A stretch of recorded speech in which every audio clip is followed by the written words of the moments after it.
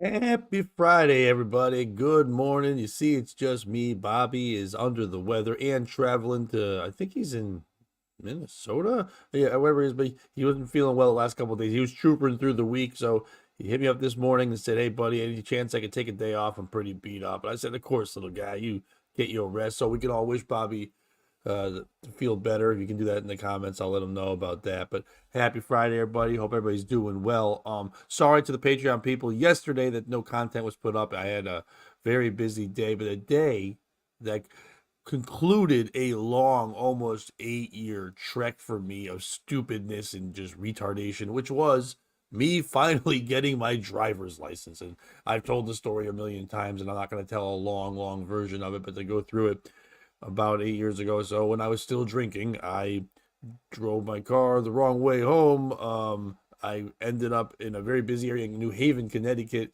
and I guess, uh, stopped my car in the middle of the street by a bit. If you know Connecticut at all, the New Haven Green, where the buses go and all the homeless live, right in the street there, not in the side, not where you park, like in the lane, like the right lane where the car would be driving. I just stopped the car, I guess, put it in park, took the key, stopped the car, took the keys out of the ignition, put the keys on the ground, I guess, and then went to sleep. Because all I know is I woke up in an ambulance and they were trying to, like, wake me up and stuff and brought me there. And I guess because of all the hullabaloo and the worry for me and all that, and because my keys were out of the ignition, I guess that's a state law thing that because my keys were not in the ignition and the car was not on anyway, they did not test my blood alcohol content, and then therefore I was not charged with any kind of DUI or being intoxicated. I was charged with, obstruction and blocking of traffic and all these other illegal parking and all these other things, but was just written down as must have passed out.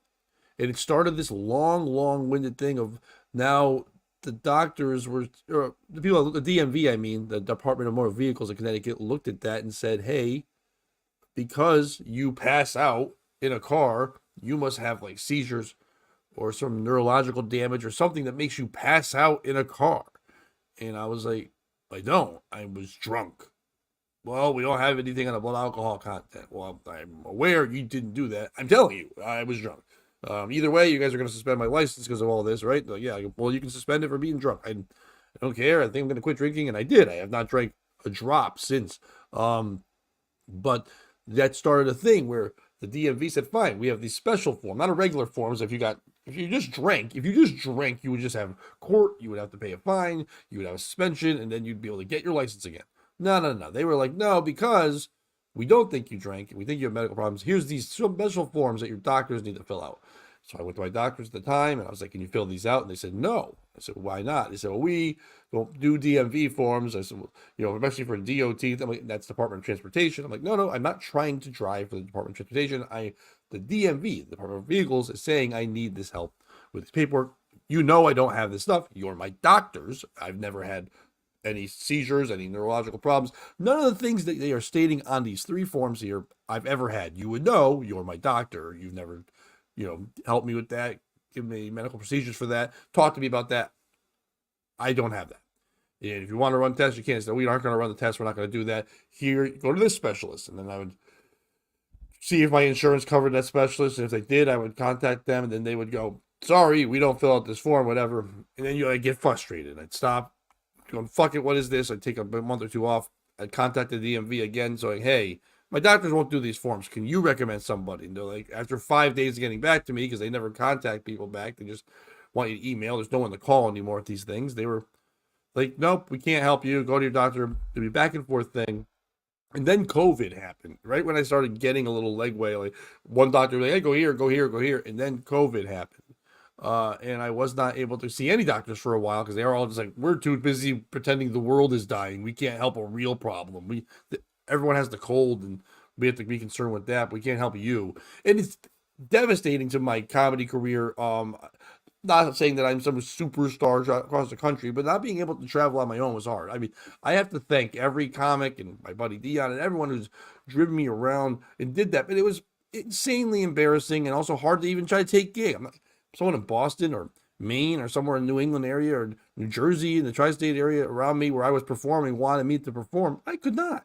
You know what I mean? Because I was not going to say, hey, you know, book me, but can I bring a guy? Or guy, hey, my buddy, can you drive that far? It was just inconvenience, and it became harder and harder to take the gigs I wanted to take. It became harder and harder to do other jobs. Like when I would I started doing radio throughout this time, and there were a couple times where some other radio stations a little farther away from me were like, hey, we would like have interest in you being involved with us.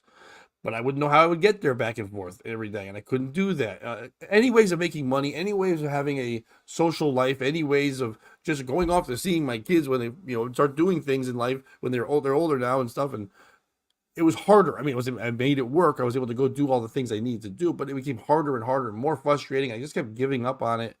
And finally, a couple months ago, when I was going to doctors again and again, this one nurse overheard it at my doctor's, and she said, "I've heard all the frustration you had. I'm gonna search for some names of other doctors that I think in the area might talk to you. They're not with us, but I don't know. I feel bad that you're going through that." And it was a blessing out of nowhere. And I'd given up many times on all these things, and she gave me the names. And the weird thing is, the doctor's office was literally next door to my doctor's office. Like a fence separated the parking lot. Like that was it. And I went there. I spoke with this woman. She said, I told her the whole story of everything that happened, and she said, "Are you lying?" I said, "No." She goes, "Well, all right. If you become my patient, I'll fill out the form. I won't make you." By the way, when I say fill out the form, what's on there? There were so many things. There was ones about cardiovascular thing, like is there something with your heart? Now I have high blood pressure, but there wasn't. But I had to go because of that. I would go to a specialist, and I would run the stupid treadmill, and I would do all these things. They go, "You're fine." Okay, so I get that part filled out, thinking my doctor would now take care of it if I start taking care of the other things. I went to a fucking sleep study to prove that I don't pass out and I don't have these problems. I did an overnight sleep in a hospital about a couple months ago. And slept there to do the study to prove I don't have that. I went to doctors, a doctor, and all this stuff for waste of fucking time, because then afterwards my doctor wouldn't fill it out. This woman was finally like, "We're gonna go over there." So I tell my doctor, "Hey, I've done this, I've done that, I've done this, I've done that." She's like, "Okay, I believe you." And I said, I'll be your patient. I'll go to you. I'm your Huckleberry." And then she just signed it, and I was like, "What? You could just sign it?" Every doctor said they couldn't. They said, "I guess they wouldn't." Yeah, definitely can. You're my patient. You're telling me that's the case. I can look at your my charts and see that you've never had these issues. I got you. So she signed that. And then I was like, "Oh, Jesus Christ." So I finally sent that into DMV. About a week later, they're like, "Yep, you can now start doing the process." So then I went to go take the written test, and it had been a long time. Many of you driving out there in America thought about ever taking the written test. Go take a sample one. Be like, "Can I get DMV written?" And see how well you do, because there are things on there we never think about as drivers anymore. I know how to drive still, but I couldn't took it like a couple weeks ago. And after this long struggle of not even being able to chance to do this, I was happy, but also like, watch me fail this. And of course, I got 6 wrong when you're only supposed to get 5 wrong, and I had to reschedule for a week later. But then studied it more, stared at the manual, and passed. And then that was Wednesday. So they said to me, "Hey, since you've been a driver before, new drivers have to wait 90 days from that point of the written test to take the driving test with their permit." They said because I had been driving, I could just take it. So I said, "Fuck that. I can get this part done." And I just took it yesterday morning and passed it. So finally, after 8 fucking years, I'm a 16-year-old boy, I guess, or whatever. Now it's 18, and I can drive a car. But it's been a long, long fucking stupid, fucking annoying, just almost embarrassing struggle that I'm just happy I'm out of now. And now the new process, obviously getting a car and all that, but very happy that I'll be able to just even get to that point where I get back on my feet and traveling around and doing everything I want to do again. So happy all that is on and ahead of me here. And so everyone on Facebook, a couple hundred people who were like, congratulating me on all that. Thank you. It's been dumb and stupid. And I'm not telling this story like, "Oh, woe is me." I was an idiot, and idiot things happened to me. And it went on way too long that it needed to go on, but it was just forever. You know what I mean? The Ray DeVito stuff. Bobby doesn't like discussing Ray DeVito stuff or the Kevin Brennan world or Stuttering Johnny didn't mind getting involved. And so, Terry, I'm happy you brought that up today, because I love this stuff. So I'm happy with that. Has anyone been what's the name of this channel? Because I want to give them credit where credit's due. There is a By the way, yeah, Terry Ray DeVito I don't know him, but he seems nuts. But I never really thought he was nuts until what the name is this channel? I want to say the name right so people can go check it out. And I'm sure you are all aware of it, but that pay attention to these kind of things. What the heck is the name? Looking at my subscriptions here. I'm sorry. I think it's called like the Institute of Ray DeVito Studies, I think it's called, or something of that nature. It's wild. And they just take all these clips of Ray DeVito and they break them down like it's real facts. And it's so well done. And is it Franklin Sheckler that does it? It might be. I'm trying to look at my history here and seeing this thing here. See what I can see. Um, because I watch it a lot. Nope, that's murder. That's not it. You will. Ray DeVito, I don't know if he really is like a psychopath or whatever it is, but it is crazy all the things that when they break it down, how nuts that man really is. There's a channel called My Lost Interest, I also like. That breaks down all the stuttering John Dabbleverse stuff. They're a good time. And I'm sure Ray is a nice guy. But if you watch this one video, I'm not gonna play it on here. But it is great. Oh, it's Franklin Sheckler's account. And there's a one called Ghost Accounts. If you get a chance, go watch that. What they do is, if you haven't seen, Ray DeVito, I guess, has a couple ghost accounts. Which, by the way, if you know what ghost accounts are, they are accounts that you have, I guess, when you don't want to be yourself on Twitter or X, whatever they call it now, and things of that nature. I've never had a ghost account. I've been the victim of ghost accounts, people watching me because I've blocked them, and they have other ones. We all know people like that, and I guess that's how if you want to continue to see things and someone blocks you, that's what you do. Ray has, I guess, 5, and he has one that's named like Nate J something, and the Nate J name, I guess, comes from there's a girl named Ari Jane who he was infatuated with, I guess, and then when he went to go see her finally live, doing some kind of like one of these podcast goofball manias, whatever they do, she kind of rejected him, and then he blocked her. She blocked him or whatever. So he wanted to continue following her. And I guess she had said on podcast this. Well, I don't think she's a comic. She's just some lady with gap teeth that I guess they all want. It's weird, like in that universe of Kevin Brennan and Chad Zumach and all them. There'll be a woman, like now it's Kate Meany, and then there's a Felicia lady. There'll be a woman that shows up who just is like, hey, I want to be part of this, and they're all like, hey, we fuck yeah, and they're just, and the women are usually like, no, we just want to be funny. We think you're fun, and can we be fun? And you're like, oh yeah, we'll just treat you like regular person. And nope. And I also wouldn't mess with Ray's career in earnings. I think Ray's got a great career. Ray and I both get our albums recorded by the same people. So there you go. We do that. So Terry, I'm not messing with his career in any way. What I'm saying is I'm talking about the product and quality of this video that Ray DeVito that they made about Ray. But what I'm saying to get through this thing, what it sounds like what happened, what I'm trying to get through this whole point. Ray is just being a goofy, not the smartest guy, whatever he is in life, a comic who's not that bright. He's just trying to figure out the world and trying to be funny and trying to get known and trying to get discovered even at an older age. So going to Kevin Brennan, which is not a good move if you want to be looked at in a good light, because even though Brennan put him out there and people know his name more, it never puts you out in a good light. It makes you seem dumb. But Ray's still happy to be seen and known more, and I get that. He's making more money on his YouTube channel by his Rock Bottom podcast. If you want to watch a guy, you're watching me struggle talk by myself, watch Ray. It's also a struggle. It's tough to do it by yourself. But I guess Ray, like this girl, whatever it was, this girl had talked about on the podcast that she was married to a guy named Nate and then married to a guy named Jay. He became Nate J, Nate J, whatever it is, and was like following her. But then said he followed her. But the way they did this video, they played this sinister, like the music you would play, like if you're watching like a court TV, like documentary on it, the man who murdered all the people. And then they're talking about definitions of psychopath as he's talking. So the product and quality, I don't like trolls. But when a troll puts in hard production quality and work, I do respect that. Because at least they're going all out with it that way. So if you want to go check out things like that and you like to watch all those kind of things, he's not actually smart. He doesn't. You may say all those things there. He's just a guy. He's not super smart. Anyone can have a degree. Degrees don't make you smart. You just sat there and listened to a thing and then memorized the thing, and then now you know that thing, and then people said, since you know that thing, we're going to deem you something.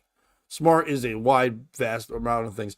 Terry Nee, you're very smart for figuring out Ray and making in 4 posts, making him seem smarter than Ray has ever made himself seem in any way. But go check those things out. They're a lot of fun. I think Franklin Shackler does a tremendous job with that. And I don't think he's a fan of me. I think when I used to be on Howard Stern, Jesus Christ. When I used to be on Anthony Cumia's channel a lot, I think Franklin was one of those ones like, please get him off here. He's not funny. He stinks, which is fine. I also think that of me sometimes as well.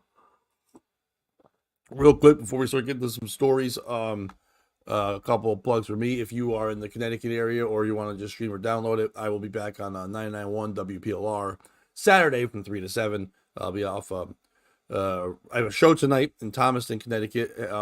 Real great show. A bunch of comics that actually headline all around New England opening for me. So it's a bunch of quote-unquote headliners, but they'll be a lot of fun.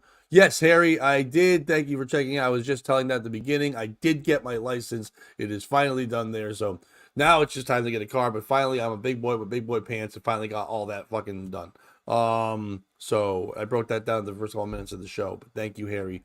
Appreciate that. So this Friday, so this morning, Jesus Christ. More coffee, please. Thank you, Harry. This evening around 7:30, I will be headlining a fun show in Thomaston. If you want details on that and you're in Connecticut, just message me and I'll send you links to the tickets and stuff. Saturday, going to celebrate my nieces doing their communion, all that, going to a little party. And then I have to be on the radio from 3 to 7. Sunday, I will be at Comics Mohegan Sun hosting one of the first rounds of Last Comic Standing. Very excited about that. I'm going to miss my walks. I will not. No, Deborah, I will not miss my walks. Thank you. How are you, my friend? It's been a while. I will not miss those walks whatsoever because I will still do them. I've already told myself I enjoy it. I enjoy that walk. Nothing wrong with taking a walk once in a while. I won't miss the walks where I'm carrying groceries in a backpack. I won't miss those. Those will be very happy to be in a car again. But yeah, I'll still take those walks. For up here, those walks are everything. To me, just even like joke writing and stuff, it really helps me clear my head. Taking that walk, I need to get out of the house to think and focus and do stuff. If I sit in the house, it's just watching stupid videos about Ray DeVito or just watching old wrestling or just watching TV shows. I need to do that stuff. So no, never. I will be continue doing the walks. I'll be continuing taking pictures of stupid clouds in my dumb town and enjoying all that stuff there. But this Sunday, I'll be hosting Last Comic Standings, the first round. My good friend Pete Angelo is in that contest. A couple of other comics are in that. They get about like 100-something comedians at the beginning. They do like 8 first rounds, 12 people in each show. They eliminate 8, keep 4. They go to the second round. It keeps eliminating down to the final ones. I won it years ago, so all the guys who won it get to come back, get paid to host the shows. So it's a nice, for me, it's a way to work out new material since I'm working on my album still, and to kind of host, but like open mic some stuff out in front of a good audience. And also to get to watch some younger, hungrier comics or see some guys I haven't seen in a while because it's all different levels of comedy. People all over New England and tri-state area traveling down there. So good luck to them. If you want to go see a fun show, go check that out. And then next week, I will be back on 95.9 The Fox. If you want to stream or download that, if you're not in Connecticut, Fairfield County area, just Wednesday, Thursday, and Friday from 2 to 7 p.m.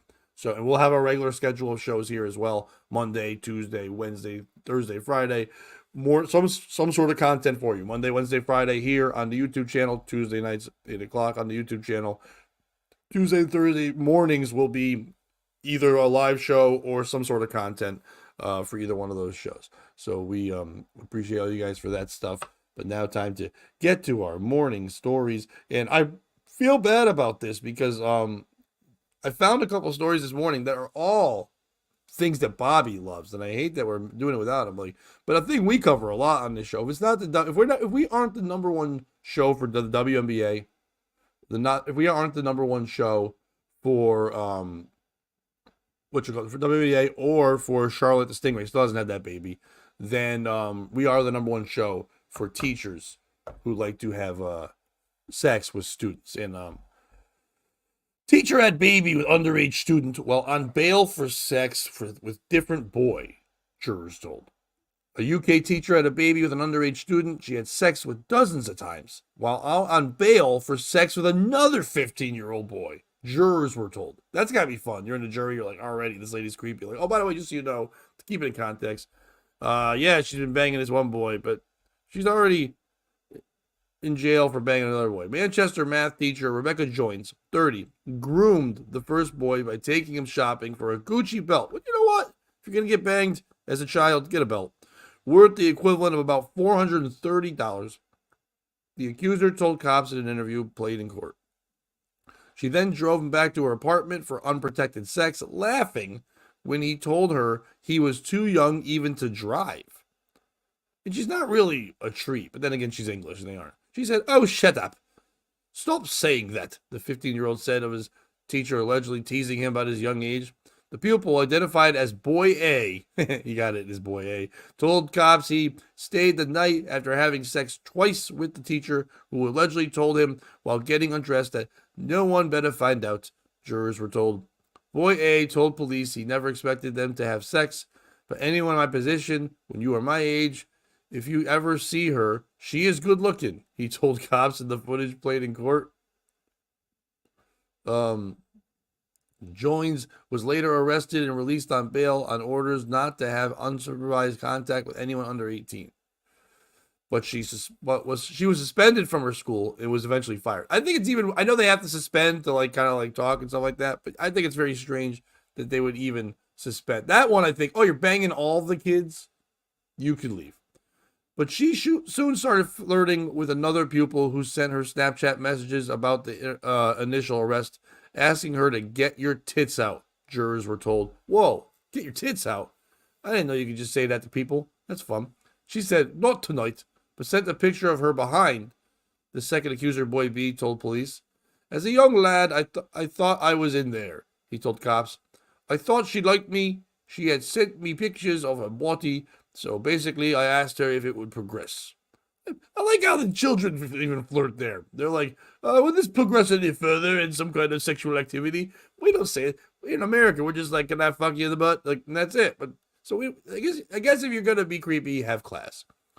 He was invited to her home, which was awkward at first, the boy said, according to the report. I don't know, because you're a boy. Obviously, she was probably nervous because she didn't want to get caught. And I was nervous because I was meeting up with someone double my age, and I'd known them for a number of years. She said something like, I don't know if I want to do it until after you've left school or turn 18. The boy said of them kissing on the couch before going to the teacher's room for sex. Wait, so if they just make out, is that okay? I mean, first of all, none of it's okay. But make legally. Because for them to be like, well, I don't know if we should have sex. They can't make out, right? You can't make out with a kid. I'm not asking for myself, but you can't make out with a kid. You can't do anything with a kid, right? It's a kid. If it's under 18, it's not like it was penetrate. I guess it's worse if it's like fucking, but you can't make out, right? I don't know. This was the first time. Oh no, she said something like, I don't know if I want to do that, whatever, before going to teacher's room to have sex. That was the first time, and since then there had been numerous times, he alleged, claiming he went round the apartment at least 30 times. I thought she wouldn't do it again after she had already done it and been caught. I didn't think she would do it again after being arrested. Joins eventually became pregnant and had a daughter with Boy B, the second one, according to the Times of London. However, she denies having sex with him before he turned 16, the regular age of consent in the UK, or when she was still a teacher, which would raise that age of consent to 18. Remarkably, and in all honesty, quite brazenly, this was all happening while Mrs. Joins was on bail to this court. A 15-year-old cannot consent to sexual activity with an adult. 15-year-old school pupils don't exploit adult men and women who are their teachers, the prosecutors told jurors. Joins has denied 6 counts of engaging in sexual activity with a child, including 2 while being in a position of trust. Her trial is ongoing. Who is the piece of shit in this story? Is it Miss Joins, who just can't stop having 15-year-olds in her loins? This lady just has an urge for children. Just loves that I guess that sexual, I guess if all the males out there, if you remember being 15, that vigor you had, that piss and vinegar that you had in your body where you were just like, you were just a horny ball of rage running around the entire time. I guess if you are some woman that's just into to want someone to ravage her. She's probably like in her 30s, and she's like, I've never been ravaged in a long time. I really want someone to really just take me about and all that stuff. What the English dummies say. I guess if she really needed that and she realized 15-year-olds would give it to her, that was the fix she needed for her heroin of grossness, whatever that she's doing. But is she the piece of shit for doing that? Is it boy B for knowing that this lady was already in trouble, knowing that he was the issue, and he was the drug that she needed, but still providing the drug? Yes, he shouldn't have to be the mature one in the situation, but it seems like somebody had to be. So he was going to be that for her. So shouldn't he have been the one that said, no, no, no, no, no, we will not have sex. You're already on trial. You're already in trouble. You're going to be going to jail as it is. You should not be having sex with me. Is it boy A for being upset? He thought he was the one that was the best sex for her because she was going to go to jail for that stuff. But then she turns around and not only has sex with another one, but then gets impregnated by the other one, which is insane. Is it English people? English people for talking the way they talk and making it sound like, when I read all that, it didn't sound good in any way, but the way that, oh, we'll do a roundabout department a couple of times and then we have a go at it. Will you? Like, no, stop talking. Like, don't make things fucking sound fun. This is why you're all creeps too. The English are creeps because they make things that are awful sound okay. It's not okay. Don't do those kind of things. That's not what you should do. Do not have sex with children. That's a very easy. I hate to be someone who tells people what to do, but it seems like in most of these stories that we do on POS, the theme of it could be, hey, don't have sex with children. Don't groom them either. I think on the story they said she was grooming one. I don't think it was grooming. She said, I don't know if we should. And then he's like, penis. And she goes, okay. So that's not grooming. She did buy him a belt. I wonder if the first guy got a belt. Do you think jail guy got a belt? I mean, he's not in jail, but the one that put her in jail, boy A, as they call him, do you think he got a belt? I'm not sure if he was awarded any fun trinkets or treats or anything of that nature. So I don't know. I feel bad for boy A because at that age, if you ever had your heart broken when you were a teenager, it's devastating. You don't know what to do, boy or girl. I only know as a boy, but I would guess it's girls too. Okay, just sending a link to someone. Sorry, but the devastation, the heartache, and then knowing that that person is now with someone else and you can't even see them or be with them because of court cases. And now knowing that that person not only like is not with you anymore, you thought you were special, but now they're gonna have a child with them, and then make us you're a teenager, they're an adult, you don't understand anything. We were this forbidden love. You said you risked everything for me, and now you just risk everything for everybody. Then that's not risking everything. You're just terrible. This lady not only is a pedophile, but she's also a terrible girlfriend. You know what I mean? That's the worst part of it. It's not boy A. It's not boy B. Once again, he can't stop what he wants. He's a 15-year-old boy. He said if you looked at her, she's good looking. But then again, I think any 15-year-old would say that about any adult having sex with them. They're like, this is great. Look at this. Naked parts. Awesome. And they have their own place. For a 15-year-old boy, this is ideal. Because if you're horny and stuff, you usually, if you're dating someone your age or in school with you, you have to wait till the parents leave the apartment. They don't have their own place. This adult has their own place. You can just go there and have sex with them? That's crazy. For an adult, this is awful. You should never do this. You're the worst human of all time. So obviously the piece of shit in the story is not just England. It is England, but it's also Miss Joynes. I'm saying Joynes because it's Joynes. It might be Jones. You throw the Y in, I'm feeling like you're doing that for a reason. But obviously, the piece of shit is that. Is anyone here in the chat ever, when they were a teenager, slept with somebody who was over the age? Now, I'm not saying like this, like 30, but I know a few girls that were in high school that dated like college guys, and they were like 19 and they were like 16. You would even see them come to the proms, and you're like, why is this okay? Why are they allowed to come to the prom? Like, do you know what they're gonna do at prom? You know what prom is? Prom is sex. So why isn't that illegal? They're like, they're just gonna be good and be friends. You go, well, they used to date when they were in high school. Like, he was not 18 yet, but she was what, like 14? Like, that was wrong too. Like, I know, because when I was in school, I stayed back a year, and they were like, stay away from the younger ones. I'm like, I'm gonna. They're little kids. They're still in development even at that age. But Has anyone out there ever done that? I've been with anyone that was of an older age, and like, what do people think of that stuff? Now, imagine if you got pregnant with that person. But that's the crazy part. Usually, it happens the other way. Usually, it's the older guy, like who's like 18, and the girl's like 16 or something like that, and he gets her pregnant, and now her life's devastated. But the 15-year-old, yo, that's gonna be nuts. So she's having. They didn't say anything about not having the baby. So she's gonna have the child, and so when he's 30, his kid's 50. Holy fuck! Like that's nuts. The age difference is like nothing. That's gonna be weird, and she's gonna be so much old. How do you? What do you tell the kid? Your mom just loved kid dick? Like, what do you say? I mean, I guess you don't say it like that to your child, but he's gonna be like, wait, what? How were you guys in love? You teacher and student type thing. Oh my god, it was like you saw each other love at first sight, and the mom's like, well, no, I just loved all the kids. I wanted to. If they wouldn't have stopped me, I would have had sex with all the kids in my school, basically. Because it doesn't seem like she really cared. She just had her pick of the kitty litter. I guess it was just. I don't. It's a very very strange, awful thing to talk about in the morning. But Bobby enjoys that stuff a lot. He loves not no. Be clear, Bobby does not like it when adults and children have sex. Bobby likes the stories of psychopaths doing things of that nature. Here's a fun one for everyone there. Who here likes chicken nuggets? We all do, right? We love them. Wendy's adds a mammoth 50-piece chicken nugget party pack to menu, satisfying our fans' cravings. There's no party like a nug party.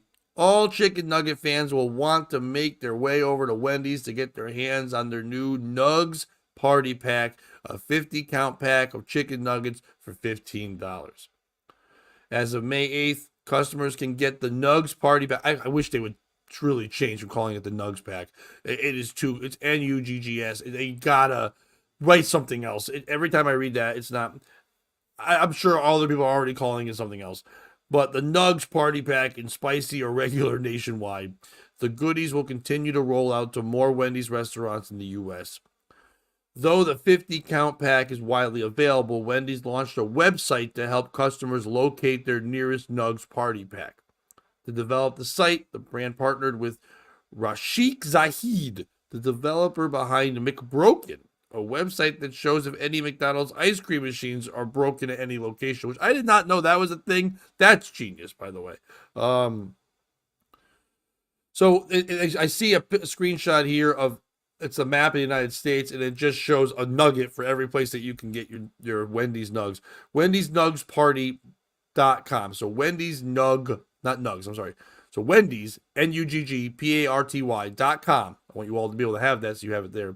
Is an interactive real-time chicken nugget locator to show the closest participating Wendy's selling the Nugs Party Pack.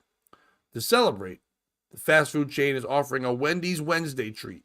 Fans can get a free 6-piece nugget every week with any purchase using the offer in the Wendy's app that day. Why would you want 6 nuggets if you're about to get 50? They are also giving $3 off any purchase of 15 or more using the Nuggets offer in the Wendy's app. So you got to go to the Wendy's app, and you got to go to the Nugget map, and you got to go. It's a lot of it's like national treasure type shit going on for these nugs. I've always been a big fan of Wendy's, but had no idea they offered a party-sized version of their nugs in such a good price, Saeed said in a statement. I think more people should know about the Nugs Party Pack, which is why I created the Nugs Party website in collaboration with Wendy's. I know fans are going to love it. With exclusive deals and even bigger ways to nug our Nug Party Pack. Bigger ways to nug is the worst thing of all times. Way to nug. Our Nug Party Pack and Wendy's Wednesdays are all about satisfying our fans' cravings, added Lindsay Radowski, U.S. Chief Marketing Officer for Wendy's. Who is the piece of shit in this story? Is it Wendy's for saying we're going to make a Nug Party Pack of 50 nuggets? I'm not trying to be a dick, but Wendy's, you're being assholes right now. Everyone knows that no one's buying this as a party pack. This is the sad man's long night. That's all this is going to be. No one's going to get the nugs and say, oh, good, a party? Let's bring fucking chicken nuggets from Wendy's to it. 50 nugs isn't going to feed anybody. It's going to feed one fat fuck as he watches a basketball playoff game. That's all it's going to be. Sitting there now wolfing down 50 goddamn nugs. Wendy's, you're a piece of shit, not only for that, but now making it so fat people and disgusting people can now not go, well, I wonder if they have it at my location. You can now search a map and know where you can get 50 goddamn nugs. Is it them? Is it this Indian guy who's the developer of the world's worst site? I'll let you know if your milkshakes are fucking, you can get them at McDonald's. I understand the ice cream and milkshake stuff. It's a big joke thing. They're never working at McDonald's. But we don't need access to that and need to know which ones are working at all times. And where's he getting his intel and information? Does he have a mole inside every McDonald's? Does he have a locator on every machine that says broken, not broken? How does he even figure that one out? Now, where's that site? There's a lot going on there. Now he's using the same technology to make sure everyone knows where nuggets are. So in reality, if you have both apps open, you could go find ice cream and then go find 50 nugs and then just basically die of diabetes or whatever, or just have gout for the rest of your life because of this man's technology and what he does. Is he the piece of shit? Is it people that are so excited about this? They're like, oh my God, finally, I can have 50 fucking nuggets. I know McDonald's does 40 and they do their part of it. 50 goddamn Wendy's nuggets is a lot of fucking processed fucking meat for you to eat. Now, I like a nugget. I'm not saying I wouldn't eat. If someone put 50 nuggets in front of me and said, can you do it? I like a challenge and I would try, but I'm not. 50 nuggets is way too many nuggets. Is it Wendy's? We're calling them the Nug Pack. The Nug Pack sounds like something that you would call, when I was a Fat Albert and the Cosby Kids, maybe you call those kids the Nug Pack. So it doesn't sound like a good name to have in any way, shape, or form. Who's the piece of shit in the story? Would anyone out there, would any of you watching, would you be somebody who would eat 50 nuggets? Would you bring nuggets to a party? If someone's like, if it's a Super Bowl party and they're like, everybody bring something. And, I bring nachos and Terry Nee brings a chili and Harry Zoe, he brings some ribs or something. And if someone showed up and they had a fucking 50 pack of Wendy's nugs, would you be pumped? Or would you be like, fuck you, man? You know what I mean? I made ribs. I fucking did a chili. Fucking went out and got a giant sandwich. We did all these things. And then you just brought 50 nugs. And like, would you be the one eating the nugs? And also, I don't know. Are Wendy's the best nugs? I mean, I think McDonald's is known for being the best nugs. So if I get to a party, then you brought nugs. I'm not saying like, whatever. If it was like 3 people hanging out, it was like me, Harry Zoe, and Terry Nee. We're hanging out, we're watching basketball, and then Terry brings over 50 nugs. Then I'd be like, oh, okay, cool. We'll all have some nugs. But then you don't know how many nugs you are allowed to eat because like there's only 50 and there's 3 of us. And like, all right, I don't want to go over my limit. Do we have to do the math? All that stuff. I don't know. I don't like sharing nugs. I don't want to share. Nugs are not meant to be shared. I know they 4-pack, 6-pack. You could do that. It's not. Nugs are a personal thing. And I wouldn't want to eat the nugs, eat 50, and then know I can go to a map and get more. Because I've got that problem with that kind of thing. It's like, we're watching Caitlin Clark, Terry. We're sitting there, we're watching Caitlin Clark still being celebrated as the greatest thing of all time in space while eating nugs. We're watching Lesbos eating nugs. That's the night. Lesbo Nug Wednesdays is the big day, and we're watching and we're celebrating the Indiana fever. We're having nugget fever, and we're doing all that. But I don't. Do you get fries with it? And if so, do you get the amount of? I like to have a nugget and a fry. And you're doing your thing. I guess it does. It's just 50 nugs, no drink, no nothing. So, and it's not saying like it's a deal. I'm sure it's expensive. 50 fucking nugs, and then you got to get a drink. You got to wash it down with something, and then you got to get fries. And if you're not getting fries, you're just straight eating 50 goddamn nugs. That's a lot of goddamn nugs. Is that necessary to have that many nugs? There are certain foods I can eat a lot of. I guess I can eat some nugs. I can eat a whole pizza, but that's more fun. I don't know. A pizza's got great taste. Nuggets don't have great taste to them.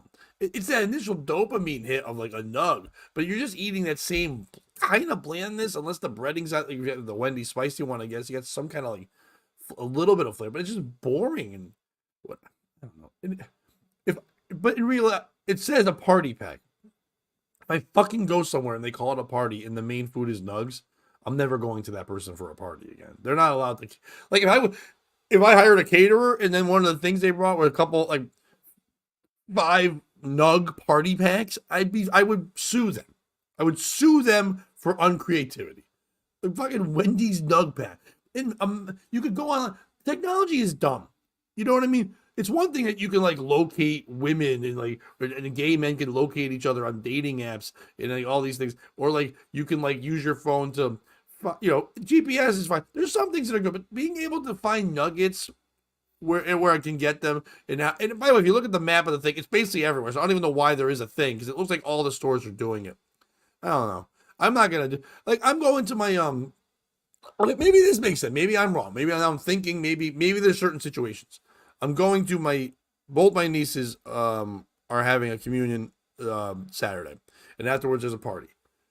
I know them. They love chicken nuggets. If I brought a 50 pack of nugs and said it's for the two of you, but they're so tiny they wouldn't be leaving 50.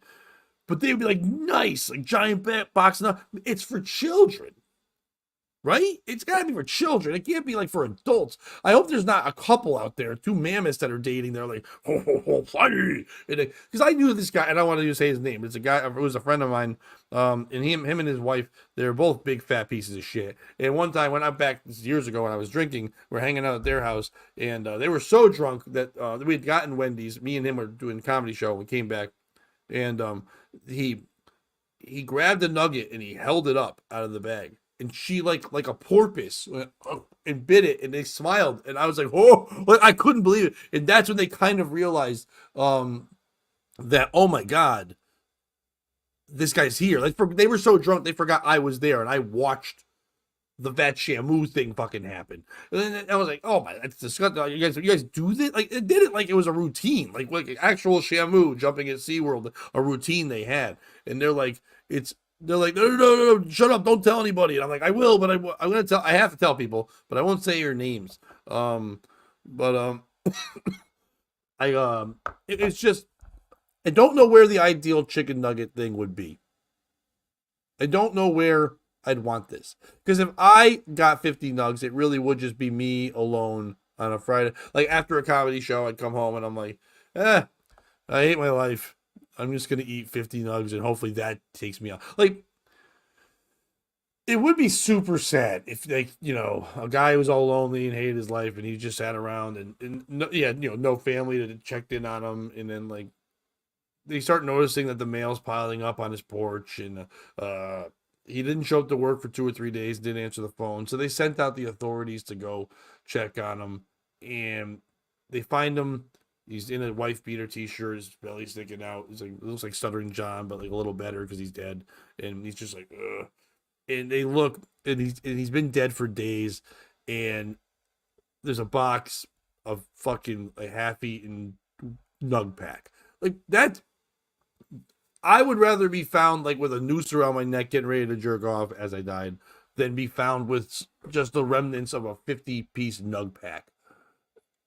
Yeah, that's it. Well, the nugget in the esophagus, that's if he choked on that too. I just meant maybe he would die from the ultimate sadness of just eating nugs. Like that many nugs. Like just going through going, I hope I can finish this. If I do this, finally an accomplishment in my life. I've never had sex with a woman. No one's ever loved me. I'll never advance in my job. No one's ever accepted me for who I am. All my inventions, he has inventions. My inventions have all been turned down. Maybe I can finish 50 nuggets I'll time myself, break the record. There is no record, but he's just timing himself and telling himself that's what he can do. He's driving around leaving ruts in people's grass. I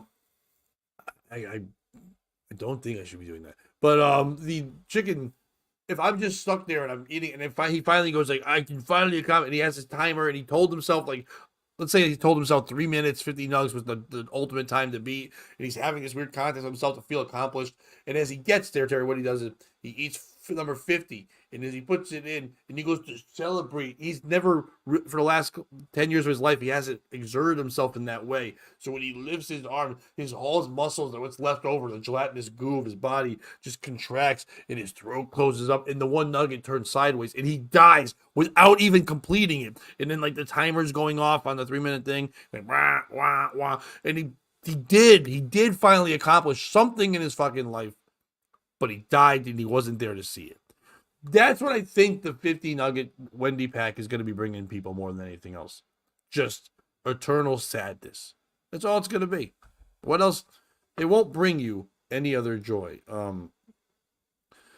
I I feel bad if that's the case of it. Maybe it won't. Maybe it'll be the thing that sweeps the nation. I don't know. Is anyone out there? Have you ever gotten the 40 piece of the giant 40? I've eaten 40 pieces of chicken nuggets before from McDonald's, but I got two 20 packs, and I bought two 20 packs. And when I got them, the we were watching like I think wrestling or something like that. The person also brought food, and I was like, oh, I thought I was just ordering a bunch of food, and you're like, no, they're like, oh, I thought I was bringing food. So we had so much extra food, we were like, oh god. So I had to eat like started the second part of the 20, about like 25 nuggets in. I felt like I wanted to die. 20 nuggets in, you feel bad. 20. I couldn't imagine eating 50 nuggets. I know it says party pack, but it's no one's gonna party with. You can't fucking party with it. It's not gonna be for a party. It's literally gonna be for one person eating all this shit. That's all it's gonna be. It's not gonna be for anyone else. There's no possible way people are sharing that fucking shit. Hey, head on over to where Bobby's Twitter or whatever if you follow him. I'm not sure exactly where they are, but if you're, I know they're trying to sell tickets still. So if you're anywhere in the Minnesota area, make sure you're going to see him and Berg. That's gonna be a fucking great show. Those guys are great. Make sure you go check that fucking out. And now let me go find my next story. Oh, has anyone heard from V? We don't see her today, and I want to apologize for that again. I got to figure that out on there. It showed it wasn't blocked on anything, but I had removed him from one of these chats because I was trying to remove another guy, and I fucked up, and I love V, so I want to make sure that he's okay and he can be in here and all this stuff. Or if he's mad at us, if someone let me know, that was not on purpose in any way. I was trying to remove the guy underneath him because there was a guy who was just... I get dumb like that. I should ignore that stuff, but when people... I don't care if you attack me, but if you're attacking Bobby, leave Bobby the fuck alone. He's dealt with enough shit. And you want to just start attacking him for no reason, go somewhere else and do that shit. You ain't got to go bother us. You know what I mean? Grow up. It's not, you're in the wrong audience. So you're not on Bobby's show. You're not going to get like people against Bob. It's just not how it's going to work. So it's dumb to come here. That's not the kind of thing we do here. I don't like that. So I got mad. Next to your guys' names in the comments, there's three little dot things. I guess you can hit that and you remove them. But I guess since this guy was watching it on Twitter, when I hit that button, since he wants to watch it on YouTube, it just eliminated the next person in line, and it just did V, and I was like, fuck. So I feel awful about that, man. V's always great to the show, always has great comments, always chiming in good. I think he's a great dude, so sorry about that, brother. So hopefully that's a kid. If it's not, if someone can let him know, and if he can let us know, we can figure out how to get him back in here. I'm not good with that technology thing, but I'll figure it out. So what's the pricing? The 50-piece nugget went from $13.49 to $29.99 since 2022. So if this has been around for a long time, why are they just maybe just because the app is now? But I guess they're launching and saying it's a new nug pack. I guess it was probably one of those like special items that you could do, where you could be like, it's like if you the secret orders like that. Remember that fake McDonald's Lizzo meal? Would you get 1,000 burgers? That wasn't real, but they have special ones you can get, like the McLobster or whatever. I don't know. So I guess Wendy's must have had this, but now they're just like saying, fuck it. We'll let everyone know. I don't think that seems like too much. $13.49 to $29.99. I think $29.99 is the right price. I don't think $13.49 makes it too easy for a fat piece of shit to eat 50 nuggets. I think if you're going to do that, if you're going to make the decision that you're going to eat 50 nuggets, because once again, I don't care what anyone says, maybe two people are eating it, it's not. Even if you say it's like, oh, me and my two little kids, they're 4 and 2. Your 4-year-old and your 2-year-old are going to eat the amount of nuggets of their age. Like, they're going to eat 6 nuggets, and you're eating the rest of you're eating 44 nuggets, 46 nuggets, 44 nuggets. Math is bad. That's what you're doing. You as the adult are eating all those nuggets there. When they fall asleep, you're just chomping nugs. That's what you're doing. So if you're going to make that decision and you're going to eat that many nuggets, you should have to feel it in your wallet. You should have to really think about, am I making an investment? Fuck it. I think it should be $1 a nug from now on. Any size, have to buy it, minimum of 4. It should be $1 a nug, but the more nugs you get, the more sauces you get for free there. So you get up to 50, you get like 10 sauce. I don't know how many you fucking need to lather it down your stupid throat, but I think it should be $1 a nug. And I know that sounds crazy, but if you're gonna eat that many fucking nugs, you should have to feel it. If you're willing to put down $50 fucking dollars to fucking eat nugs, no, you can't pay according to weight. That'd be insane. Because you know what, Terry? What would happen? Anorexics, and bulimics and stuff like that. The bulimics would come out and they'd be like, "Oh, great! I don't have to pay anything." and I could just waffle down 50 and throw them up, and then they would just quickly die. You know what I mean? Because they would get such a great deal. And then as a fatty, you would find a skinny and you'd be like, hey, could you buy this for me? Kind of like when people have underage people go to adults and be like, can you buy booze for me? It would become this whole fucking thing, and life becomes a lie. And you feel like you're friends with someone, and you're not, because they're just using you for your fucking lack of fat. It would be very tough to fucking deal with in life. It would really cause a lot of heartache to a lot of different people. What do we got here? All right. Plane passenger climbs into overhead bin and takes a nap. And she's not the first. One of our Ben Costa articles, again from the New York Post, starts off with his puns he always likes. This sleepy traveler has been places. B-I-N. Fucking get it. Waka waka. A Southwest Airlines passenger flummoxed fellow flyer. Oh, fuck you. Don't do all this. Oh, wait. What's the difference between an Okay, I was gonna read this story, but Terry's really coming up with some fun story. What's the difference between an anorexic and a trans? I know you're curious, but this feels like you're asking me a joke. A anorexic person is trying to lose weight, and a trans person is trying to lose cock. I don't know. I can go either way. I guess they're both trying to change their appearance. I guess that would be the real answer. But also, I guess the difference is that I have slept with anorexic people, and I have not slept with the other one. Oh, we have a fun guest jumping in with us. There he is, our friend Brandon Smith. How are you, sir? Hey, what's going on, Pat? Thanks for the Thank you invite. for taking the bat signal. Bobby's not feeling well today, and he's also traveling around, so we were just discussing. I don't know if you know this, Brandon. Wendy's has now announced a 50-piece party nug pack. And in case you don't know where it is, they have got the people that developed the website that where you can find where the broken ice cream machines are for Wendy's or for McDonald's. You now can find where the party nug is. So you can get 50 fucking nugs at any time. I'm now just saying, if I went to a party and they offered 50 nugs, I would leave that party. I'd be pissed if that was the food of the party. I can't see any families doing this. I always see is a lonely man eating 50 nuggets. And they're charging like $29.99. I think they should charge $1 a nugget and $50. I think if you're going to make the decision to eat 50 nuggets, you should have to feel it in your wallet. You know what I mean? You should have to go, fuck this. I'm going to make an investment. I'm saying I'm a fat fuck. Because 50 nuggets is a lot of fucking nuggets. I think they should kind of like do a little research on improve who so the customer that comes in, if it's like a family of 5 and they're starving or whatever, sure, give it to them for a deal. But if it's just some fucking white guy, or some single guy, I mean, I guess it doesn't matter if he's white or whatever, just some single loser coming in there, then yeah, charge him $50, Right. Terry Nee in our chat, he was saying that he thinks that they should have to pay by judged on weight. So if you're a fat fuck, you have to pay more. But then I said what would happen is almost like when you're underage and you get an adult to buy you booze, fat people would find skinny people to buy them nugs.